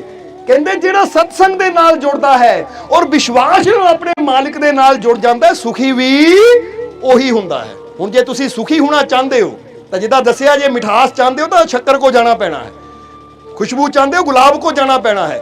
ਜੇ ਹੁਣ ਸੁੱਖ ਚਾਹੀਦਾ ਹੈ, ਖੁਸ਼ੀ ਚਾਹੀਦੀ ਹੈ, ਤਾਂ ਸੁੱਖ ਉਸ ਮਾਲਿਕ ਨਾਲ ਜੁੜ ਕੇ ਹੀ ਮਿਲਣਾ ਹੈ, ਉਹ ਮਾਲਿਕ ਦੇ ਹੋ ਕੇ ਹੀ ਮਿਲਣਾ ਹੈ। ਬੋਲੋ ਸਮਝਦੇ ਹੋ ਕਿ ਨਹੀਂ? ਕਿਉਂਕਿ ਜੀਵਨ 'ਚ ਖੁਸ਼ੀਆਂ ਉਹਦੇ ਆਉਂਦੀਆਂ ਜੋ ਪੂਰੀ ਤਰ੍ਹਾਂ ਵਿਸ਼ਵਾਸ ਦੇ ਨਾਲ ਭਰਪੂਰ ਹੋ ਕੇ ਆਪਣੇ ਮਾਲਿਕ ਨਾਲ ਜੁੜ ਜਾਂਦਾ ਹੈ। ਨਹੀਂ ਤਾਂ ਗੱਲਾਂ ਕਰਨ ਵਾਲੇ ਤਾਂ ਬਹੁਤ ਹੁੰਦੇ ਆ, ਕਹਿਣ ਵਾਲੇ ਤਾਂ ਬਹੁਤ ਹੁੰਦੇ ਆ, ਕਹਾਣੀਆਂ ਸੁਣਾਉਣ ਵਾਲੇ ਤਾਂ ਬਹੁਤ ਹੁੰਦੇ ਆ, ਪਰ ਕਰਕੇ ਦਿਖਾਉਣ ਵਾਲਾ ਕੋਈ ਵਿਰਲਾ ਹੁੰਦਾ ਹੈ। ਔਰ ਜਿਹੜਾ ਕਰਕੇ ਦਿਖਾਵੇ ਨਾ, ਉਹੀ ਸਾਡੇ ਜੀਵਨ 'ਚ ਖੁਸ਼ੀਆਂ ਦੇ ਰੰਗ ਭਰ ਸਕਦਾ ਹੈ। ਸਮਝਦੇ ਹੋ ਕਿ ਨਹੀਂ? ਇਸ ਲਈ ਇੱਥੇ ਸਮਝਣਾ ਹੈ ਕਿ ਜੇ ਸਾਨੂੰ ਵੀ ਖੁਸ਼ੀ ਚਾਹੀਦੀ ਹੈ, ਜਿੱਦਾਂ ਦੱਸਿਆ ਮਿਠਾਸ ਚਾਹੀਦੀ, ਕੋਲ ਜਾਣਾ ਪੈਣਾ ਸ਼ੱਕਰ ਦੇ, ਇਸੇ ਤਰ੍ਹਾਂ ਜੀਵਨ 'ਚ ਖੁਸ਼ੀ ਚਾਹੀਦੀ, ਸੰਤਾਂ ਗੁਰੂਆਂ ਰਹਿਬਰਾਂ ਦੇ, ਸੱਚੇ ਫਕੀਰਾਂ ਦੇ ਨਾਲ ਜੁੜਨਾ ਪੈਣਾ ਹੈ, ਸਤਸੰਗ ਵਿੱਚ ਜਾਣਾ ਪੈਣਾ ਹੈ, ਔਰ ਪਿਆਰ ਵਿਸ਼ਵਾਸ ਨਾਲ ਆਪਣੇ ਮਾਲਿਕ ਨੂੰ ਯਾਦ ਕਰਨਾ ਪੈਣਾ ਹੈ। ਔਰ ਜਿੱਦਾਂ ਹੀ ਦੱਸਿਆ ਕਿ ਸਿਰਫ ਨਾਮ ਦਾ ਰੱਟਾ ਲਾਣਾ ਹੀ ਸਿਮਰਨ ਨਹੀਂ ਹੈ, ਅੰਦਰ ਵਿਸ਼ਵਾਸ ਹੋਣਾ, ਯਕੀਨ ਹੋਣਾ, ਪਿਆਰ ਹੋਣਾ, ਇਹ ਅਸਲੀ ਬੰਦਗੀ, ਇਹ ਅਸਲੀ ਭਗਤੀ। ਬੰਦਾ ਕੀ ਕਰਦਾ ਹੈ? ਵਿਸ਼ਵਾਸ ਹੈ ਨਹੀਂ, ਬਸ ਮਾਲਾ ਲੈ ਕੇ ਰਾਮ ਰਾਮ ਰਾਮ, ਅੱਲਾ ਅੱਲਾ ਅੱਲਾ, ਵਾਹਿਗੁਰੂ ਵਾਹਿਗੁਰੂ, ਉਹ ਕਰੀ ਜਾਂਦਾ ਹੈ, ਅੰਦਰ ਵਿਸ਼ਵਾਸ ਹੈ ਨਹੀਂ, ਅੰਦਰ ਅੱਛਾਈ ਹੈ ਨਹੀਂ। ਪਰਮਾਤਮਾ ਨੇ ਇਹ ਨਹੀਂ ਦੇਖਣਾ ਸਾਡੀ ਜ਼ੁਬਾਨ ਤੇ ਕੀ ਹੈ, ਪਰਮਾਤਮਾ ਨੇ ਦੇਖਣਾ ਸਾਡੇ ਕਰਨੀ ਕੀ ਹੈ, ਸਾਡੇ ਕਰਮ ਕੀ ਹੈ। ਸਮਝਦੇ ਹੋ ਕਿ ਨਹੀਂ ਤੁਸੀਂ ਸਾਰੇ? ਇਸ ਲਈ ਥੋੜਾ ਜਿਹਾ ਆਪਣੇ ਆਪ ਨੂੰ ਚੈੱਕ ਕਰਨਾ ਹੈ ਕਿ ਮੈਂ, ਜਿੱਦਾਂ ਹੁਣ ਫਰਜ਼ ਕਰੋ ਕੋਈ ਔਰਤ ਹੈ, ਉਹ ਆਪਣੇ ਪਤੀ ਨੂੰ ਕਵੇ ਮੇਰਾ ਪਤੀ ਪਰਮੇਸ਼ਵਰ, ਇਹ ਤਾਂ ਮੇਰਾ ਭਗਵਾਨ ਹੈ, ਮੈਂ ਤਾਂ ਇਹਦੀ ਪੂਜਾ ਕਰਦੀ ਆ। ਪਤੀ ਗੱਲਾਂ ਸੁਣ ਰਿਹਾ ਹੈ ਕਿਉਂਕਿ ਆਪਣੀ ਸਹੇਲੀ ਕੋ ਬਹਿ ਕੇ ਨਾ ਆਪਣੇ ਪਤੀ ਦੀ ਤਾਰੀਫ ਕਰ ਰਹੀ ਹੈ ਕਿ ਮੇਰਾ ਪਤੀ ਤਾਂ ਮੇਰਾ ਈਸ਼ਵਰ ਹੈ, ਮੇਰਾ ਪਤੀ ਮੇਰਾ ਪਰਮੇਸ਼ਵਰ ਹੈ, ਮੈਂ ਤਾਂ ਆਪਣੇ ਪਤੀ ਦੀ ਪੂਜਾ ਕਰਦੀ, ਮੈਂ ਤਾਂ ਇਹਨਾਂ ਨੂੰ ਦੇਖੇ ਮੇਰਾ ਚੈਨ ਨਹੀਂ ਆਉਂਦੀ, ਮੈਨੂੰ ਜਦ ਤੱਕ ਇਹਨਾਂ ਨੂੰ ਦੇਖ ਨਾ ਲਵਾਂ ਮੈਨੂੰ ਭੁੱਖ ਨਹੀਂ ਲੱਗਦੀ, ਜਦ ਤੱਕ ਇਹਨਾਂ ਨੂੰ ਦੇਖ ਨਾ ਲਵਾਂ ਮੈਨੂੰ ਨੀਂਦ ਨਹੀਂ ਆਉਂਦੀ। ਇੰਨਾ ਪਿਆਰ। ਜਦ ਨੂੰ ਪਤੀ ਸੁਣ ਰਿਹਾ ਹੈ, ਪਤੀ ਕਹਿੰਦਾ ਏਦਾਂ ਕਦੀ ਪਿਆਸ ਲੱਗੀ ਹੈ ਨਾ ਪਾਣੀ ਦੇ, ਮੇਰੇ ਕੋਲ ਹੈ ਨਹੀਂ ਟਾਈਮ, ਆਪੇ ਪੀ ਲਓ ਜਾ ਕੇ। ਹੈ ਪਾਣੀ ਮੰਗਦੇ ਫਿਰਦੇ ਆ, ਦੇਵਾਂ ਪਾਣੀ ਤੁਹਾਨੂੰ? ਰਾਤੀ ਪਿਲਾਇਆ ਭੁੱਲ ਗਿਆ ਸੀ, ਜਦੋਂ ਰਾਤੀ ਮੰਗਿਆ ਸੀ ਕਿੱਦਾਂ ਡੰਡੇ ਫਿਰੇ ਸੀ, ਪਿਲਾਵਾਂ ਪਾਣੀ ਫਿਰ? ਉਹ ਪਤੀ ਸੋਚਦਾ ਕਮਾਲ ਦੀ ਗੱਲ, ਮੈਂ ਤਾਂ ਪਰਮੇਸ਼ਵਰ, ਪਰਮੇਸ਼ਵਰ ਨੂੰ ਇਦਾਂ, ਮੈਂ ਤਾਂ ਭਗਵਾਨ ਹੈ, ਮੈਨੂੰ ਦੇਖ ਕੇ ਤਾਂ ਪੂਜਾ ਕਰਦੀ ਹੈ, ਭੁੱਖ ਲੱਗਦੀ ਹੈ ਇਹਨੂੰ, ਔਰ ਮੈਨੂੰ ਦੇਖ ਕੇ ਇਹਨੂੰ ਨੀਂਦ ਆਉਂਦੀ ਹੈ। ਸਹੇਲੀਆਂ ਕੋਲ ਤਾਂ ਬੜੇ ਭਗਵਾਨ ਇਦਾਂ, ਮੇਰੇ ਪਤੀ ਇਦਾਂ, ਮੇਰਾ ਪਰਮੇਸ਼ਵਰ ਇਦਾਂ, ਹੁਣ ਪਾਣੀ ਮੰਗ ਲਿਆ ਗਲਾਸ ਦਿੰਦੀ ਨਹੀਂ ਪਾਣੀ ਦਾ, ਕਾਹਦੀ ਪਤਨੀ ਹੈ? ਇਦਾਂ ਪਤੀ ਖੁਸ਼ ਹੋਏਗਾ ਕਿ ਤਾਰੀਫਾਂ ਤਾਂ ਬੜੀਆਂ ਜ਼ੁਬਾਨ ਤੋਂ ਕਰੀ ਜਾਂਦੀ ਹੈ, ਮੇਰਾ ਪਤੀ ਇਹ, ਮੇਰਾ ਪਤੀ ਉਹ, ਤਾਂ ਜਦੋਂ ਕੰਮ ਦੀ ਲੋੜ ਹੈ ਯਾਨੀ ਜ਼ਰੂਰਤ ਹੈ ਉਹ ਕੀਤਾ ਹੀ ਨਹੀਂ, ਰੋਟੀ ਦੇਣੀ ਨਹੀਂ। ਬੋਲੋ ਸਮਝਦੇ ਹੋ ਕਿ ਨਹੀਂ? ਅੱਜ ਬੰਦਾ ਵੀ ਇਹੀ ਕਰਦਾ, ਉਹ ਮੇਰਾ ਭਗਵਾਨ, ਮੇਰਾ ਪਰਮੇਸ਼ਵਰ, ਮੇਰਾ ਈਸ਼ਵਰ, ਮੇਰਾ ਰੱਬ ਸਭ ਕੁਝ ਹੈ, ਮੈਂ ਰੱਬ ਨਾਲ ਇੰਨਾ ਪਿਆਰ ਕਰਦਾ, ਮੈਂ ਆਹ ਤੀਰਥ ਯਾਤਰਾ ਕਰਦਾ, ਮੈਂ ਇੱਥੇ ਨਮਾਜ਼ ਪੜ੍ਹਦਾ, ਇੱਥੇ ਪੂਜਾ ਕਰਦਾ, ਇੱਥੇ ਹੱਜ ਕਰਦਾ, ਮੈਂ ਇਹ ਕਰਦਾ, ਉਹ ਕਰਦਾ। ਉਹ ਭਗਵਾਨ ਸਭ ਤੋਂ ਉੱਚੀ ਸ਼ਕਤੀ, ਪਰ ਰੱਬ ਕਹਿੰਦਾ ਭਾਈ ਦਾਨ ਕਰ, ਪੁੰਨ ਕਰ। ਅੱਛਾ ਰੱਬਾ ਉਹ ਨਹੀਂ ਮੇਰੇ ਤੋਂ ਹੋਣਾ, ਪੂਜਾ ਕਰ ਲਊਂਗਾ, ਯਾਨੀ ਉਹ ਤਾਰੀਫ ਕਰ ਦੋ ਤੇਰੀ ਜਿੰਨੀ ਮਰਜ਼ੀ ਕਰਾਈ ਜਾ, ਮੇਰਾ ਭਗਵਾਨ ਇਦਾਂ, ਮੇਰਾ ਭਗਵਾਨ ਉਦਾਂ। ਪਰ ਅੱਛਾਈ ਕਰਨੀ, ਨੇਕੀ ਕਰਨੀ, ਨਸ਼ਿਆਂ ਦਾ ਤਿਆਗ ਕਰਨਾ, ਨਫ਼ਰਤ ਦਾ ਤਿਆਗ ਕਰਨਾ, ਬੁਰਾਈ ਦਾ ਤਿਆਗ ਕਰਨਾ, ਰੱਬਾ ਇਹ ਨਹੀਂ ਮੇਰੇ ਤੋਂ ਹੁੰਦਾ। ਪਾਣੀ ਨਹੀਂ ਮੈਂ ਤੈਨੂੰ ਦੇ ਸਕਦਾ, ਬਾਕੀ ਤੂੰ ਤਾਰੀਫ ਜਿੰਨੀ ਮਰਜ਼ੀ ਕਰਵਾ ਲੈ, ਏਦਾਂ ਭਗਵਾਨ ਖੁਸ਼ ਹੋ ਜਾਏਗਾ? ਅੱਜ ਇਹੀ ਬੰਦੇ ਦੀ ਹਾਲਤ ਹੈ। ਸੋ ਭਗਵਾਨ ਉਹ ਮਾਲਿਕ ਵੀ ਕਹਿੰਦੇ ਬੋਲ ਨਾ ਕਰਕੇ ਦਿਖਾ, ਕਿਉਂਕਿ ਕਰਕੇ ਦਿਖਾਉਣ ਵਾਲੇ ਉਹਦੇ ਪਿਆਰੇ ਹੁੰਦੇ ਆ, ਬੋਲਣ ਨੂੰ ਤਾਂ ਜਿਹੜਾ ਮਰਜ਼ੀ। ਤੁਸੀਂ ਵੀ ਕਈ ਵਾਰ ਬੋਲਿਆ ਹੋਏਗਾ ਤੇਰੀ ਖਾਤਰ ਤਾਂ ਜਾਨ ਵੀ ਦੇ ਦੂੰ, ਇੰਨਾ ਪਿਆਰ ਕਰਦਾ ਮੈਂ, ਹੋ ਜਾਂਦਾ ਕਿ ਨਹੀਂ? ਤਾਂ ਅੰਦਰੋਂ ਕਈ ਵਾਰ ਦਿਲ ਤਾਂ ਕਰਦਾ ਗਾਲੇ ਘੁੱਟ ਕੇ ਨਹੀਂ ਮਾਰਦੇ, ਮੈਂ ਦੁਖੀ ਕੀਤਾ ਹੈ ਨਾ ਮੈਨੂੰ। ਬਾਹਰੋਂ ਦਾ ਬੰਦਾ ਬਹੁਤ ਕੁਝ ਕਹਿ ਦਿੰਦਾ ਹੈ, ਤੂੰ ਮੇਰੀ ਜਾਨ ਹੈ, ਤੂੰ ਮੇਰਾ ਇਹ ਹੈ, ਤੇਰੀ ਖਾਤਰ ਇਹ ਕਰ ਦੂੰ, ਪਰ ਅੰਦਰੋਂ ਕਿਤੇ ਨਾ ਕਿਤੇ ਬੰਦੇ ਨੂੰ ਪਤਾ ਹੁੰਦਾ ਹੈ। ਉਹ ਸਮਝਦੇ ਹੋ ਕਿ ਨਹੀਂ? ਇਹ ਸਮਝਣਾ ਜ਼ਰਾ ਸਾਰਿਆਂ ਨੇ, ਕਿਉਂਕਿ ਇਹੀ ਗੱਲ ਤਾਂ ਸਮਝਣ ਵਾਲੀ ਹੈ। ਜਿੱਦਾਂ ਕਹਿੰਦੇ ਉਹ ਲੱਕੜਹਾਰੇ ਦੀ ਕਹਾਣੀ ਸੁਣੀ ਹੈ ਤੁਸੀਂ, ਕਿ ਲੱਕੜਹਾਰਾ ਨਾ ਆਪਣੀ ਕੁਲਹਾੜੀ ਲੈ ਕੇ ਪੇੜ ਤੇ ਕੱਟ ਰਿਹਾ ਸੀ, ਕੁਲਹਾੜੀ ਨਾਲ ਲੱਕੜਾਂ, ਉਹਦੀ ਅਚਾਨਕ ਕੁਲਹਾੜੀ ਨਦੀ 'ਚ ਗਿਰ ਗਈ। ਸੁਣੀ ਹੈ ਕਿਹਨੇ ਕਿਹਨੇ ਸੁਣੀ ਹੈ? ਅੱਛਾ ਫਿਰ ਕੀ ਹੋਇਆ ਸੀ ਜਦੋਂ ਕੁਲਹਾੜੀ ਨਦੀ 'ਚ ਗਿਰੀ? ਕਹਿੰਦੇ ਜਦੋਂ ਕੁਲਹਾੜੀ ਨਦੀ 'ਚ ਗਿਰੀ ਤਾਂ ਅੰਦਰੋਂ ਨਿਕਲਿਆ ਨਦੀ ਦਾ ਦੇਵਤਾ। ਲੱਕੜਹਾਰਾ ਰੋ ਰਿਹਾ ਸੀ, ਨਦੀ ਦਾ ਦੇਵਤਾ ਨਿਕਲਿਆ। ਹਾਂ ਭਾਈ ਕਿਉਂ ਰੋ ਰਿਹਾ ਹੈ ਜੀ? ਮੇਰੀ ਕੁਲਹਾੜੀ ਨਦੀ 'ਚ ਗਿਰ ਗਈ ਹੈ, ਮੈਂ ਬੜਾ ਗਰੀਬ ਹਾਂ, ਉਹੀ ਮੇਰੀ ਜੀਵਨ ਦਾ ਸਹਾਰਾ ਸੀ, ਉਹਦੇ ਨਾਲ ਲੱਕੜਾਂ ਵੱਢ ਕੇ ਵੇਚਦਾ ਹੁੰਦਾ ਸੀ ਤਾਂ ਕਾਰੋਬਾਰ ਚੱਲਦਾ ਸੀ, ਮੇਰਾ ਪਰਿਵਾਰ ਪਲਦਾ ਸੀ। ਕਹਿੰਦੇ ਦੇਵਤਾ ਨੇ ਦੇਖਿਆ, ਤਰਸ ਆਇਆ, ਗਿਆ ਪਹਿਲਾਂ ਸੋਨੇ ਦੀ ਕੁਲਹਾੜੀ ਲਿਆਂਦੀ, ਪੁੱਛਿਆ ਤੇਰੀ ਹੈ? ਉਹਨੇ ਕਿਹਾ ਨਹੀਂ। ਫਿਰ ਉਹ ਦੁਬਾਰਾ ਗਿਆ, ਫਿਰ ਕਿਹੜੀ ਲਿਆਂਦੀ? ਚਾਂਦੀ ਦੀ ਲਿਆਂਦੀ। ਕਹਿੰਦੇ ਇਹ ਤੇਰੀ ਹੈ? ਉਹ ਕਹਿੰਦਾ ਨਹੀਂ। ਫਿਰ ਤੀਜੀ ਵਾਰ ਗਿਆ, ਉਹਦੀ ਕੁਲਹਾੜੀ ਲੋਹੇ ਦੀ ਲਿਆਂਦੀ ਜਿਹੜੀ ਉਹਦੀ ਸੀ। ਕਹਿੰਦੇ ਤੇਰੀ ਹੈ? ਉਹ ਕਹਿੰਦਾ ਹਾਂ ਮੇਰੀ ਹੈ। ਉਹਨੇ ਤਿੰਨੇ ਉਹਨੂੰ ਦੇ ਦਿੱਤੀਆਂ, ਲੈ ਸੋਨਾ ਵੀ ਤੇਰਾ, ਚਾਂਦੀ ਵੀ ਤੇਰੀ, ਕਿਉਂਕਿ ਤੂੰ ਸੱਚ ਬੋਲਿਆ। ਹੁਣ ਇੱਥੇ ਤੱਕ ਕਹਾਣੀ ਸਾਰਿਆਂ ਨੇ ਸੁਣੀ ਹੈ, ਪਰ ਅੱਗੇ ਥੋੜੀ ਜਿਹੀ ਬਣਾਈ ਹੈ ਅਸੀਂ, ਉਹ ਵੀ ਸੁਣਾ ਦਈਏ ਕਿ ਇੱਕ ਦਿਨ ਉਹੀ ਲੱਕੜਹਾਰਾ ਆਪਣੀ ਪਤਨੀ ਨਾਲ ਜਾ ਰਿਹਾ ਨਦੀ ਦੇ ਕਿਨਾਰੇ। ਜਦੋਂ ਪਤਨੀ ਨਾਲ ਜਾ ਰਿਹਾ ਹੈ ਤਾਂ ਅਚਾਨਕ ਪਤਨੀ ਦਾ ਪੈਰ ਫਿਸਲਿਆ, ਉਹ ਨਦੀ 'ਚ ਗਿਰ ਗਈ। ਲੱਕੜਹਾਰਾ ਫੇਰ ਰੋਣ ਲੱਗ ਗਿਆ, ਹਾਏ ਮਰ ਗਿਆ, ਮੇਰੀ ਪਤਨੀ ਚਲੀ ਗਈ, ਹੁਣ ਰੋਟੀਆਂ ਕੌਣ ਬਣਾਊਂ, ਘਰ ਦੀ ਸਫਾਈ ਕੌਣ ਕਰੂੰ। ਜਦੋਂ ਏਦਾਂ ਰੋ ਰਿਹਾ ਹੈ ਤਾਂ ਨਦੀ 'ਚੋਂ ਜਲ ਦਾ ਦੇਵਤਾ ਫੇਰ ਨਿਕਲਿਆ। ਕਹਿੰਦਾ ਹਾਂ ਵੀ ਕੀ ਗੱਲ, ਰੋ ਕਿਉਂ ਰਿਹਾ ਹੈ? ਕਹਿੰਦਾ ਇਹ ਤਾਂ ਉਹੀ ਦੇਵਤਾ ਹੈ ਜਿਹਨਾਂ ਮੈਨੂੰ 3 ਕੁਲਹਾੜੀਆਂ ਦਿੱਤੀਆਂ ਸੀ, ਮੇਰੀ ਇਮਾਨਦਾਰੀ ਨਾਲ ਖੁਸ਼ ਹੋ ਗਏ, ਮੇਰੀ ਸੱਚਾਈ ਤੋਂ ਖੁਸ਼ ਹੋ ਗਏ। ਤਾਂ ਉਹਨਾਂ ਕਿਹਾ ਜੀ ਮੇਰੀ ਘਰ ਵਾਲੀ ਗਿਰ ਗਈ ਹੈ ਵਿੱਚ, ਮੇਰੀ ਘਰ ਵਾਲੀ ਗਿਰ ਗਈ ਹੈ, ਜਰਾ ਉਹਨੂੰ ਬਚਾ ਦਿਓ, ਜਿਹਦਾ ਕੁਲਹਾੜੀ ਦਿੱਤੀ ਸੀ ਉਹਨੂੰ ਵੀ ਦੇ ਦਿਓ। ਕਹਿੰਦੇ ਨਦੀ ਦਾ ਦੇਵਤਾ ਗਿਆ, ਛਾਲ ਮਾਰੀ ਵਿੱਚ, ਜਦੋਂ ਬਾਹਰ ਆਇਆ ਤਾਂ ਬਾਹਰ ਉਹਦੇ ਨਾਲ ਹੇਮਾ ਮਾਲਿਨੀ। ਸਮਝਦੇ ਹੋ ਕਿ ਨਹੀਂ? ਯਾਨੀ ਇੱਕ ਹੀਰੋਇਨ ਸੀ। ਨਦੀ ਦੇ ਦੇਵਤੇ ਨੇ ਪੁੱਛਿਆ ਇਹ ਹੈ ਤੇਰੀ ਘਰ ਵਾਲੀ? ਕਹਿੰਦਾ ਹਾਂਜੀ ਇਹੀ ਹੈ, ਦੇ ਦਿਓ। ਜਰਾ ਹੁਣ ਗੌਰ ਕਰਨਾ, ਉਹ ਨਦੀ ਦਾ ਦੇਵਤਾ ਕਹਿੰਦਾ ਝੂਠ ਕਿਉਂ ਬੋਲ ਰਿਹਾ, ਝੂਠ ਕਿਉਂ ਬੋਲ ਰਿਹਾ ਕਿ ਇਹੀ ਹੈ? ਤੈਨੂੰ ਵੀ ਪਤਾ ਤੇਰੀ ਘਰ ਵਾਲੀ ਨਹੀਂ ਹੈ, ਤੈਨੂੰ ਵੀ ਪਤਾ ਇਹ ਹੇਮਾ ਮਾਲਿਨੀ ਹੈ, ਇਹ ਹੀਰੋਇਨ ਹੈ। ਕਹਿੰਦੇ ਤੁਹਾਨੂੰ ਪਤਾ, ਮੈਨੂੰ ਪੁੱਛਦੇ ਕਿਉਂ ਤੁਸੀਂ?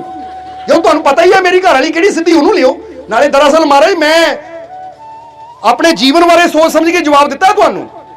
ਕਹਿੰਦਾ ਕੀ ਮਤਲਬ? ਕਹਿੰਦਾ ਫਰਜ਼ ਕਰੋ ਜੇ ਮੈਂ ਕਹਿ ਦਿੰਦਾ ਇਹ ਮੇਰੀ ਘਰ ਵਾਲੀ ਨਹੀਂ ਹੈ, ਤੁਸੀਂ ਦੂਜੀ ਡੁਬਕੀ ਮਾਰਨੀ ਸੀ, ਰੇਖਾ ਲਿਆਣੀ ਸੀ। ਫਿਰ ਉਹਨੂੰ ਪੁੱਛਣਾ ਤੇਰੀ ਘਰ ਵਾਲੀ ਹੈ, ਮੈਂ ਕਹਿਣਾ ਸੀ ਇਹ ਵੀ ਮੇਰੀ ਹੈ ਨਹੀਂ। ਫਿਰ ਤੁਸੀਂ ਤੀਜੀ ਡੁਬਕੀ ਮਾਰਨੀ ਸੀ, ਮੇਰੀ ਘਰ ਵਾਲੀ ਲਿਆਣੀ ਸੀ।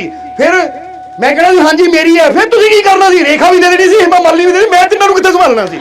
ਗਰੀਬ ਬੰਦਾ ਮੈਂ, ਇੱਥੇ ਇੱਕ ਪਤਨੀ ਦਾ ਖਰਚਾ ਚੱਕਣਾ ਔਖਾ, ਜਿਹੜੇ ਤਿੰਨ ਤਿੰਨ ਸੂਟ ਲਿਆਓ, ਲਿਪਸਟਿਕ ਲਿਆਓ, ਸੁਰਖੀ ਬਿੰਦੀ ਲਿਆਓ, ਮੈਂ ਤਾਂ ਮਰ ਜਾਣਾ ਸੀ ਉੱਦਾਂ ਹੀ।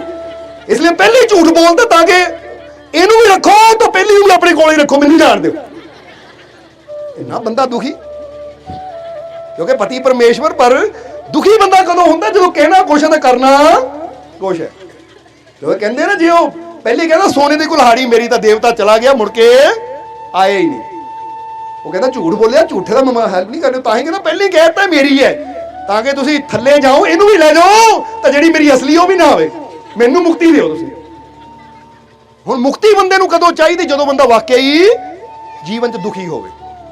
ਜਦੋਂ ਬੰਦਾ ਕਹਿਣ ਨੂੰ ਤਾਂ ਬਹੁਤ ਕੁਝ ਕਹਿੰਦਾ ਹੈ, ਏਦਾਂ ਉਦਾਂ, ਪਰ ਜੇ ਕਰਨੀ ਨਾ ਅੱਛੀ ਹੋਵੇ ਤਾਂ ਗੱਲਾਂ ਨਾਲ ਗੱਲ ਨਹੀਂ ਬਣਦੀ। ਇਦਾਂ ਹੀ ਅਜੇ ਹੀ ਪਰਮਾਤਮਾ ਨੂੰ, ਆਪਣੇ ਭਗਵਾਨ ਨੂੰ ਵੀ ਬਹੁਤ ਕੁਝ ਕਹਿ ਦਿੰਦੇ ਆ, ਮੇਰਾ ਪ੍ਰਾਣ ਦਾਤਾ, ਮੇਰਾ ਜੀਵਨ ਦਾਤਾ, ਸੁੱਖਾਂ ਦਾ ਦਾਤਾ, ਖੁਸ਼ੀਆਂ ਦਾ ਦਾਤਾ, ਕਹਿੰਦੇ ਹੀ ਐ ਸੀ। ਜਦੋਂ ਕਰਨ ਦੀ ਵਾਰੀ ਆਉਂਦੀ ਹੈ ਤਾਂ ਜ਼ਰਾ ਦੇਖੋ ਕਿ ਰੱਬ ਦੇ ਰਸਤੇ ਅਸੀਂ ਕੀ ਕਰਦੇ ਹਾਂ, ਕਿੰਨਾ ਕੁ ਸਿਮਰਨ ਕਰਦੇ ਹਾਂ, ਕਿੰਨਾ ਕੁ ਦਾਨ ਪੁੰਨ ਕਰਦੇ ਹਾਂ, ਕਿੰਨੀ ਕੁ ਨੇਕੀ ਕਰਦੇ ਹਾਂ, ਕਿੰਨੀ ਕੁ ਅੱਛਾਈ ਕਰਦੇ ਹਾਂ।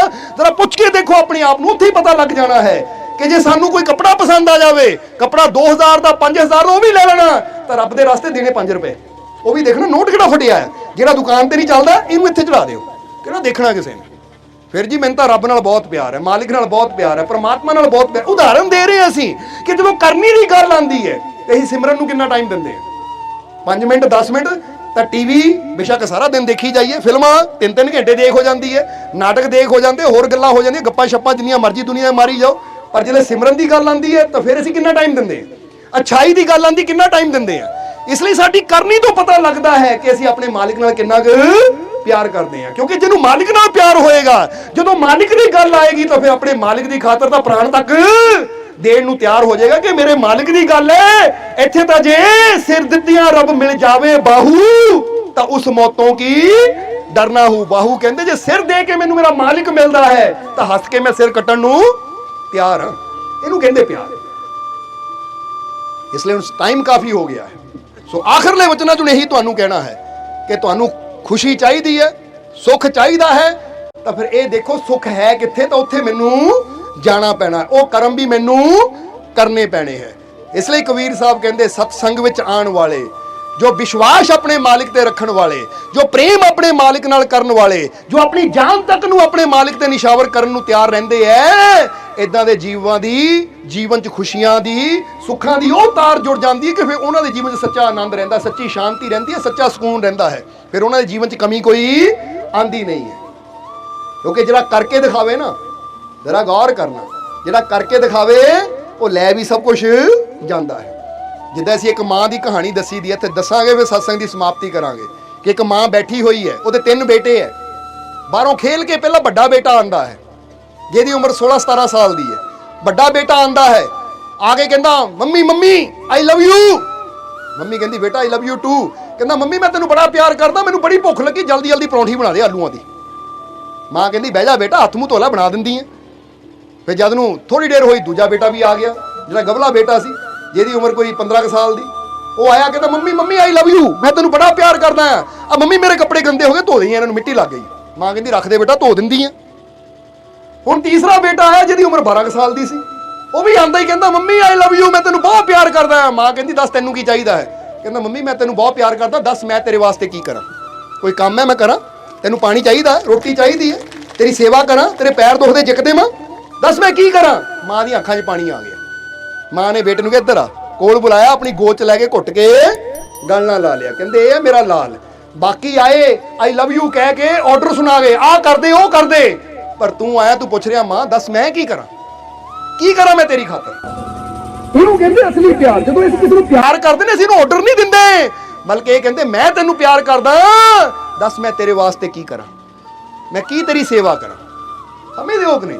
ਅੱਜ ਬੰਦਾ ਵੀ ਕਹਿੰਦਾ ਰੱਬਾ ਮੈਂ ਤੈਨੂੰ ਬੜਾ ਪਿਆਰ ਕਰਦਾ ਆ, ਮੈਨੂੰ ਆਹ ਦੇ ਦੇ, ਮੈਨੂੰ ਉਹ ਦੇ ਦੇ, ਮੈਨੂੰ ਆਹ ਮਿਲ ਜਾਵੇ, ਮੈਨੂੰ ਉਹ ਮਿਲ ਜਾਵੇ। ਕਦੀ ਇਹ ਵੀ ਪੁੱਛਿਆ ਕਿ ਮੇਰੇ ਮਾਲਿਕ ਮੈਂ ਤੈਨੂੰ ਬੜਾ ਪਿਆਰ ਕਰਦਾ, ਦੱਸ ਮੈਂ ਤੇਰੇ ਵਾਸਤੇ ਕੀ ਕਰਾਂ, ਦੱਸ ਤੇਰੀ ਖੁਸ਼ੀ ਵਾਸਤੇ ਮੈਂ ਕੀ ਕਰ ਸਕਦਾ ਹਾਂ? ਜੋ ਜਿੱਦਾਂ ਖੁਸ਼ ਹੋਵੇਂ ਮੈਂ ਉਹ ਕਰਨ ਨੂੰ ਤਿਆਰ ਹੈ। ਜਦੋਂ ਐਸਾ ਇਨਸਾਨ, ਐਸਾ ਪ੍ਰੇਮੀ ਆਪਣੇ ਮਾਲਿਕ ਨੂੰ ਖੁਸ਼ ਕਰ ਲੈਂਦਾ ਹੈ ਤਾਂ ਯਾਦ ਰੱਖੋ ਵੀ ਉਹਦੇ ਜੀਵਨ 'ਚ ਖੁਸ਼ੀਆਂ ਦੀ ਕਮੀ ਕਦੀ ਆਂਦੀ ਨਹੀਂ। ਕਿਉਂਕਿ ਧਿਆਨ ਰੱਖਣਾ ਕਿ ਜਿਹੜਾ ਬੱਚਾ ਕਹਿ ਕੇ ਗਿਆ ਨਾ ਮੈਂ ਤੈਨੂੰ ਪਿਆਰ ਕਰਦਾ, ਪਰੌਂਠੇ ਬਣਾ ਦੇ, ਉਹਨੂੰ ਸਿਰਫ ਪਰੌਂਠੇ ਹੀ ਮਿਲਣੇ ਆ। ਜਿਹੜਾ ਕਹਿ ਕੇ ਗਿਆ ਮੰਮੀ ਮੇਰੇ ਕੱਪੜੇ ਧੋ ਦੇ, ਉਹਨੂੰ ਸਿਰਫ ਕੱਪੜੇ ਹੀ ਧੋਣੇ ਆ ਮਾਂ ਨੇ। ਪਰ ਜਿਹੜਾ ਕਹਿੰਦਾ ਮਾਂ ਦੱਸ ਮੈਂ ਤੇਰੇ ਵਾਸਤੇ ਕੀ ਕਰਾਂ, ਫਿਰ ਮਾਂ ਨੇ ਜਦੋਂ ਉਹਨੂੰ ਕਹਿਣਾ ਹੈ ਤਾਂ ਉਹ ਬੱਚਾ ਜੋ ਮੰਗੇਗਾ ਮਾਂ ਨੇ ਤਾਂ ਉਹਨੂੰ ਦੇਣੇ। ਕਹਿਣਾ ਬੇਟਾ ਸਹੀ ਤੇਰਾ, ਤੂੰ ਇੰਨਾ ਮੇਰਾ ਖਿਆਲ ਰੱਖਦਾ ਤਾਂ ਜੋ ਵੀ ਹੈ ਸਭ ਤੇਰਾ। ਉਹਦਾ ਜ਼ਿਆਦਾ ਹੀ ਖਿਆਲ ਰੱਖਦੀ ਹੈ ਮਾਂ। ਇਸ ਲਈ ਮੰਗਣ ਵਾਲੇ ਨੂੰ ਉਨਾ ਕੁ ਮਿਲਦਾ ਹੈ, ਤਾਂ ਜਿਹੜਾ ਆਪਣੇ ਆਪ ਨੂੰ ਕਹਿੰਦਾ ਹੈ ਮੇਰੇ ਮਾਲਿਕ ਮੈਂ ਤੇਰਾ, ਦੱਸ ਮੈਂ ਤੇਰੀ ਖੁਸ਼ੀ ਦੀ ਖਾਤਰ ਕੀ ਕਰਾਂ, ਤਾਂ ਰੱਬ ਕਹਿੰਦਾ ਹੈ, ਉਹ ਮਾਲਿਕ ਵੀ ਕਹਿੰਦੇ ਜੇ ਇਹ ਮੇਰੀ ਖੁਸ਼ੀ ਦੀ ਫਿਕਰ ਕਰਦਾ ਤਾਂ ਇਹਨੂੰ ਵੀ ਮੈਂ ਕਮੀ ਕੋਈ ਨਹੀਂ ਆਉਣ ਦੇਣੀ। ਇਸ ਲਈ ਕਬੀਰ ਸਾਹਿਬ ਇਹੀ ਗੱਲ ਕਹਿੰਦੇ ਹੈ ਕਿ ਸਤ ਸੰਗਤ ਹਰੀ ਭਜਨ ਬਿਨ ਸੁਖੀ ਨਾ ਦੇਖਾ ਕੋਏ, ਬਾਰ-ਬਾਰ ਜਨਮੇ ਮਰੇ ਮੁਕਤੀ ਕਬੂ ਨਾ ਹੋਏ। ਕਹਿੰਦੇ ਵਿੱਚ ਬਾਰ-ਬਾਰ ਜਨਮ ਲੈਣੇ ਪੈਂਦੇ, ਬੰਦੇ ਨੂੰ ਮੁਕਤੀ ਨਹੀਂ ਕਦੀ ਹੁੰਦੀ ਜਦ ਤੱਕ ਇਨਸਾਨ ਸਤਸੰਗ ਨਾਲ ਨਹੀਂ ਜੁੜਦਾ, ਜਦ ਤੱਕ ਆਪਣੇ ਮਾਲਿਕ ਨਾਲ ਦਿਲੋਂ ਪ੍ਰੇਮ ਨਾਲ ਵਿਸ਼ਵਾਸ ਨਾਲ ਨਹੀਂ ਜੁੜਦਾ। ਇਸ ਲਈ ਅੱਜ ਜਿੰਨੇ ਵੀ ਜੀਵ ਸਤਸੰਗ 'ਚ ਬੈਠੇ ਆ, ਬਾਕੀਆਂ ਦਾ ਪਤਾ ਨਹੀਂ, ਪਰ ਤੁਸੀਂ ਤਾਂ ਅੱਜ ਤੋਂ ਆਪਣਾ ਇੱਕ ਫੈਸਲਾ ਕਰ ਲਓ ਕਿ ਅੱਜ ਤੋਂ ਮੈਂ ਅੱਛਾਈ ਕਰਨ ਦੀ ਕੋਸ਼ਿਸ਼ ਕਰਨੀ। ਅੱਜ ਤੋਂ ਮੈਂ ਆਪਣੇ ਜੀਵਨ ਦੀ ਤਸਵੀਰ ਨੂੰ ਇਦਾਂ ਦਾ ਬਣਾਉਣਾ ਹੈ ਕਿ ਇਦਾਂ ਦਾ ਬਣਾਉਣਾ ਹੈ ਕਿ ਜਿਹੜਾ ਵੀ ਦੇਖੇ ਉਹਨੂੰ ਖੁਸ਼ੀ ਮਿਲੇ। ਡਰਾਣੀ ਇਹ ਨਹੀਂ ਬਣਾਉਣਾ ਮੈਂ ਕਿ ਜਿਹੜਾ ਦੇਖੇ ਡਰਦਾ ਹੀ ਫਿਰੇ। ਸਮਝਦੇ ਹੋ ਕਿ ਨਹੀਂ? ਆਪਣੇ ਸੁਭਾਅ ਨੂੰ ਅੱਛਾ ਬਣਾਉਣਾ ਹੈ, ਆਪਣੇ ਸੁਭਾਅ ਨੂੰ ਸਮਾਈਲਿੰਗ ਫੇਸ ਬਣਾਉਣਾ ਹੈ। ਜਿੱਦਾਂ ਹਰ ਵੇਲੇ ਤੁਹਾਡੇ ਚਿਹਰੇ ਤੇ ਇੱਕ ਮੁਸਕਰਾਹਟ ਰਹਿਣੀ ਚਾਹੀਦੀ ਕਿ ਦੂਜਾ ਵੀ ਦੇਖ ਕੇ ਮੁਸਕਰਾ ਪਵੇ। ਐਵੇਂ ਵੀ ਪਾਗਲਾਂ ਵਾਂਗੂ ਵੀ ਨਹੀਂ ਹੱਸੀ ਜਾਣਾ, ਹਾਂ ਲੈ ਵੀ ਇਦਾਂ ਨਹੀਂ, ਸਮਾਈਲਿੰਗ ਫੇਸ। ਕਿਉਂਕਿ ਸਮਾਈਲ ਕਰਨਾ ਗੱਲ ਹੋਰ ਹੁੰਦੀ ਹੈ ਤੇ ਜੋਕਰਾਂ ਵਾਂਗੂ ਹੱਸਣਾ ਗੱਲ ਹੋਰ ਹੁੰਦੀ ਹੈ। ਸਮਝਦੇ ਹੋ ਕਿ ਨਹੀਂ? ਸਮਾਈਲ ਰੱਖਣੀ ਆਪਣੇ ਚਿਹਰੇ ਤੇ। ਔਰ ਜਿਹੜੇ ਕੋ ਵੀ ਜਾਣਾ ਨਾ ਕਿਸੇ ਨੂੰ ਉਦਾਸ ਦੇਖੋ ਤਾਂ ਉਹਨੂੰ ਪੁੱਛੋ ਕੀ ਗੱਲ ਹੈ। ਜਦੋਂ ਪੁੱਛੋ ਕੀ ਗੱਲ ਹੈ, ਮੈਨੂੰ ਆਹ ਤਕਲੀਫ ਹੈ, ਉਹ ਫਿਕਰ ਨਾ ਕਰ, ਮਾਲਿਕ ਤੇ ਯਕੀਨ ਰੱਖ, ਤੇਰਾ ਦੁੱਖ ਦੂਰ ਹੋ ਜਾਏਗਾ। ਚਿੰਤਾ ਨਾ ਕਰ, ਮਾਲਿਕ ਤੇ ਯਕੀਨ ਰੱਖ, ਤੇਰਾ ਕੰਮ ਜ਼ਰੂਰ ਬਣੇਗਾ, ਤੈਨੂੰ ਕਾਮਯਾਬੀ ਜ਼ਰੂਰ ਮਿਲੇਗੀ। ਜਦੋਂ ਇਦਾਂ ਅਸੀਂ ਖੁਸ਼ੀਆਂ ਵੰਡਦੇ ਜਾਵਾਂਗੇ, ਹੌਸਲਾ ਦਿੰਦੇ ਜਾਵਾਂਗੇ, ਤਾਂ ਤੁਹਾਡੇ ਦੋ ਬੋਲ ਉਹਨੂੰ ਇੰਨੀ ਹਿੰਮਤ ਦੇ ਦੇਣਗੇ ਕਿ ਅਗਲੇ ਟੁੱਟਿਆ ਹੋਇਆ ਦਿਲ ਦੁਬਾਰਾ ਜੁੜ ਜਾਏਗਾ। ਬੋਲੋ ਹੋ ਜਾਏਗਾ ਕਿ ਨਹੀਂ? ਹੁਣ ਤੁਸੀਂ ਆਪ ਸੋਚੋ, ਕੋਈ ਤੁਸੀਂ ਉਦਾਸ ਬੈਠੇ ਹੋ ਤਾਂ ਕੋਈ ਆ ਕੇ ਕਹੇ ਫਿਕਰ ਨਾ ਕਰ ਮੈਂ ਤੇਰੇ ਨਾਲ ਹੈ, ਤਾਂ ਤੁਹਾਨੂੰ ਕਿੰਨੀ ਹਿੰਮਤ ਮਿਲਦੀ ਹੈ ਕਿ ਲੈ ਵੀ ਕੋਈ ਤਾਂ ਹੈ ਜਿਹੜਾ ਮੇਰੇ ਨਾਲ। ਤਾਂ ਜਦੋਂ ਅਸੀਂ ਇਹ ਵੀ ਕਵਾਂਗੇ ਉਹ ਫਿਕਰ ਨਾ ਕਰ, ਉਹ ਮਾਲਿਕ ਤੇਰੇ ਨਾਲ ਹੈ, ਉਹਦੀ ਰਹਿਮਤ ਤੇਰੇ ਨਾਲ ਹੈ, ਤੈਨੂੰ ਖੁਸ਼ੀਆਂ ਮਿਲਣਗੀਆਂ, ਕਾਮਯਾਬੀ ਮਿਲੇਗੀ, ਚਿੰਤਾ ਨਾ ਕਰ, ਤਾਂ ਬੰਦੇ ਨੂੰ ਕਿੰਨੀ ਹਿੰਮਤ ਮਿਲਦੀ ਹੈ। ਕਿਉਂਕਿ ਬੰਦੇ ਨੇ ਉਨਾ ਕੁ ਕਰਨਾ ਤਾਂ ਮੇਰੇ ਮਾਲਿਕ ਨੇ ਤਾਂ ਸਭ ਕੁਝ ਹੀ ਕਰ ਦੇਣਾ। ਇਸ ਲਈ ਆਪ ਵੀ ਆਪਣੇ ਮਾਲਿਕ ਦੇ ਪ੍ਰੇਮ ਵਿਸ਼ਵਾਸ ਨਾਲ ਆਪਣੇ ਆਪ ਨੂੰ ਭਰਪੂਰ ਰੱਖੋ, ਤਾਂ ਦੂਜਿਆਂ ਨੂੰ ਵੀ ਵਿਸ਼ਵਾਸ ਨਾਲ ਭਰਪੂਰ ਕਰੋ, ਹਿੰਮਤ ਦਿਓ, ਖੁਸ਼ੀਆਂ ਦਿਓ, ਫਿਰ ਮਜ਼ਾ ਆਏਗਾ, ਫਿਰ ਬਣੇਗੀ ਤੁਹਾਡੀ ਜ਼ਿੰਦਗੀ ਇੰਦਰ ਧਨੁਸ਼ ਵਾਲੀ ਐਸੀ ਤਸਵੀਰ ਕਿ ਜਿਹੜਾ ਵੀ ਦੇਖੇਗਾ ਖੁਸ਼ੀ ਹੋਏਗੀ। ਇਸ ਲਈ ਫਿਰ ਕਹਾਂਗੇ ਕਿ ਮਾਲਿਕ ਨੇ ਸਾਨੂੰ ਜੀਵਨ ਦਿੱਤਾ ਤਾਂ ਬਿਹਤਰ ਬਣਾਓ, ਅੱਛੀ ਕਰਨੀ ਕਰੋ। ਜਦੋਂ ਮੌਕਾ ਮਿਲੇ, ਜਿੱਦਾਂ ਅੱਜ ਸਤਸੰਗ ਚਾਹੋ ਸਤਸੰਗ ਚਾਹੋ, ਜਦੋਂ ਮੌਕਾ ਮਿਲੇ ਧਿਆਨ ਤੇ ਬੈਠੋ, ਸਿਮਰਨ ਕਰੋ, ਜਦੋਂ ਮੌਕਾ ਮਿਲੇ ਸੇਵਾ ਕਰੋ, ਦਾਨ ਪੁੰਨ ਕਰੋ, ਨੇਕੀ ਕਰੋ, ਅੱਛਾਈ ਕਰੋ, ਕਿਉਂਕਿ ਇਹ ਉਹ ਕੰਮ ਹੈ ਜਿਹੜੇ ਤੁਹਾਨੂੰ ਉਹਦੀਆਂ ਰਹਿਮਤਾਂ ਦੇ ਸੁੱਖਾਂ ਦੇ ਨੇੜੇ ਲੈ ਕੇ ਜਾਂਦੇ ਆ। ਜਿੱਦਾਂ ਹੀ ਦੱਸਿਆ ਨਾ, ਕਰਮ ਕਰਨੇ ਪੈਂਦੇ ਆ ਫਿਰ ਉਹ ਚੀਜ਼ ਮਿਲਦੀ ਹੈ, ਸੋਚਣ ਨਾਲ ਨਹੀਂ ਮਿਲਦੀ। ਇੱਦਾਂ ਜਦੋਂ ਇਹ ਅੱਛੀਆਂ ਕਰਨੀਆਂ ਅਸੀਂ ਕਰਾਂਗੇ, ਅੱਛੇ ਕਰਮ ਅਸੀਂ ਕਰਾਂਗੇ, ਤਾਂ ਫਿਰ ਸਾਡੇ ਜੀਵਨ 'ਚ ਖੁਸ਼ੀਆਂ ਜ਼ਰੂਰ ਆਉਣਗੀਆਂ, ਫਿਰ ਸਾਡੇ ਜੀਵਨ 'ਚ ਕਾਮਯਾਬੀ ਜ਼ਰੂਰ ਆਏਗੀ। ਇਸ ਲਈ ਸੋਚਿਆ ਕਰੋ, ਮੈਂ ਖੁਸ਼ੀ ਚਾਹੁੰਦਾ ਆ, ਮਾਲਿਕ ਦੀ ਰਹਿਮਤ ਚਾਹੁੰਦਾ, ਪਰ ਮੈਂ ਕਰਮ ਕੀ ਕਰਦਾ ਹਾਂ। ਜੇ ਮੈਨੂੰ ਮੌਕਾ ਮਿਲਦਾ ਸਤਸੰਗ ਜਾਣ ਦਾ ਨਾ ਜਾਵਾਂ, ਸਿਮਰਨ ਕਰਨ ਦਾ ਮੌਕਾ ਮਿਲਦਾ ਨਾ ਕਰਾਂ, ਦਾਨ ਪੁੰਨ ਕਰਨ ਦਾ, ਸੇਵਾ ਕਰਨ ਦਾ, ਅੱਛਾਈ ਕਰਨ ਦਾ ਮੌਕਾ ਮਿਲਦਾ ਨਾ ਕਰਾਂ, ਤਾਂ ਫਿਰ ਚਾਹਣ ਨਾਲ ਨਹੀਂ ਮੈਨੂੰ ਰਹਿਮਤ ਮਿਲਣੀ, ਖੁਸ਼ੀਆਂ ਮਿਲਣੀਆਂ, ਕਰਨ ਨਾਲ ਮਿਲਣੀਆਂ। ਕੋਈ ਸਾਡੇ ਮੇਰੇ ਲਾਗੇ ਪਿਆਸਾ ਬੈਠਾ ਪਾਣੀ ਮੰਗ ਰਿਹਾ ਹੈ ਤਾਂ ਮੈਂ ਉਹਨੂੰ ਪਾਣੀ ਨਾ ਪਿਲਾ ਸਕਿਆ ਤਾਂ ਰੱਬ ਦੀ ਰਹਿਮਤ ਕਿੱਦਾਂ ਮਿਲੇਗੀ? ਇਹ ਮੌਕਾ ਆ ਕਿ ਉਹਨੂੰ ਪਾਣੀ ਪਿਲਾ ਤਾਂ ਰੱਬ ਦੀਆਂ ਖੁਸ਼ੀਆਂ ਰਹਿਮਤਾਂ ਮਿਲਣਗੀਆਂ। ਕੋਈ ਨੇਕੀਆਂ ਕਰਨ ਨਾਲ, ਅੱਛਾਈਆਂ ਕਰਨ ਨਾਲ, ਇਹਨਾਂ ਹੱਥਾਂ ਨਾਲ ਕੁਝ ਅੱਛਾ ਕਰਨ ਨਾਲ, ਇਹ ਜੀਵਨ 'ਚ ਕੁਝ ਅੱਛਾ ਕਰਨ ਨਾਲ ਹੀ ਉਹਦੀ ਰਹਿਮਤ ਨੂੰ ਪਾਣ ਦੇ ਲਾਇਕ ਅਸੀਂ ਬਣਦੇ ਹਾਂ। ਤਾਂ ਜੇ ਸੋਚੀ ਜਾਈਏ, ਕਰਮ ਕਰੀਏ ਨਾ, ਤਾਂ ਫਿਰ ਕਦੀ ਰਹਿਮਤਾਂ ਤੱਕ ਅਸੀਂ ਨਹੀਂ ਪਹੁੰਚ ਸਕਦੇ। ਇਸ ਲਈ ਅੱਜ ਤੋਂ ਅੱਛਾਈ ਕਰੋ, ਜਦੋਂ ਮੌਕਾ ਮਿਲੇ ਸੇਵਾ, ਸਤਸੰਗ, ਸਿਮਰਨ, ਦਾਨ ਪੁੰਨ, ਨੇਕੀ ਨਾਲ ਜ਼ਰੂਰ ਆਪਣੇ ਜੀਵਨ ਦੀ ਤਸਵੀਰ ਨੂੰ ਰੰਗੋ। ਸੋਹਣਾ ਸੋਹਣਾ ਮੇਰਾ ਮੁਰਸ਼ਿਦ ਸੋਹਣਾ, ਸੋਹਣਾ ਸੋਹਣਾ ਮੇਰਾ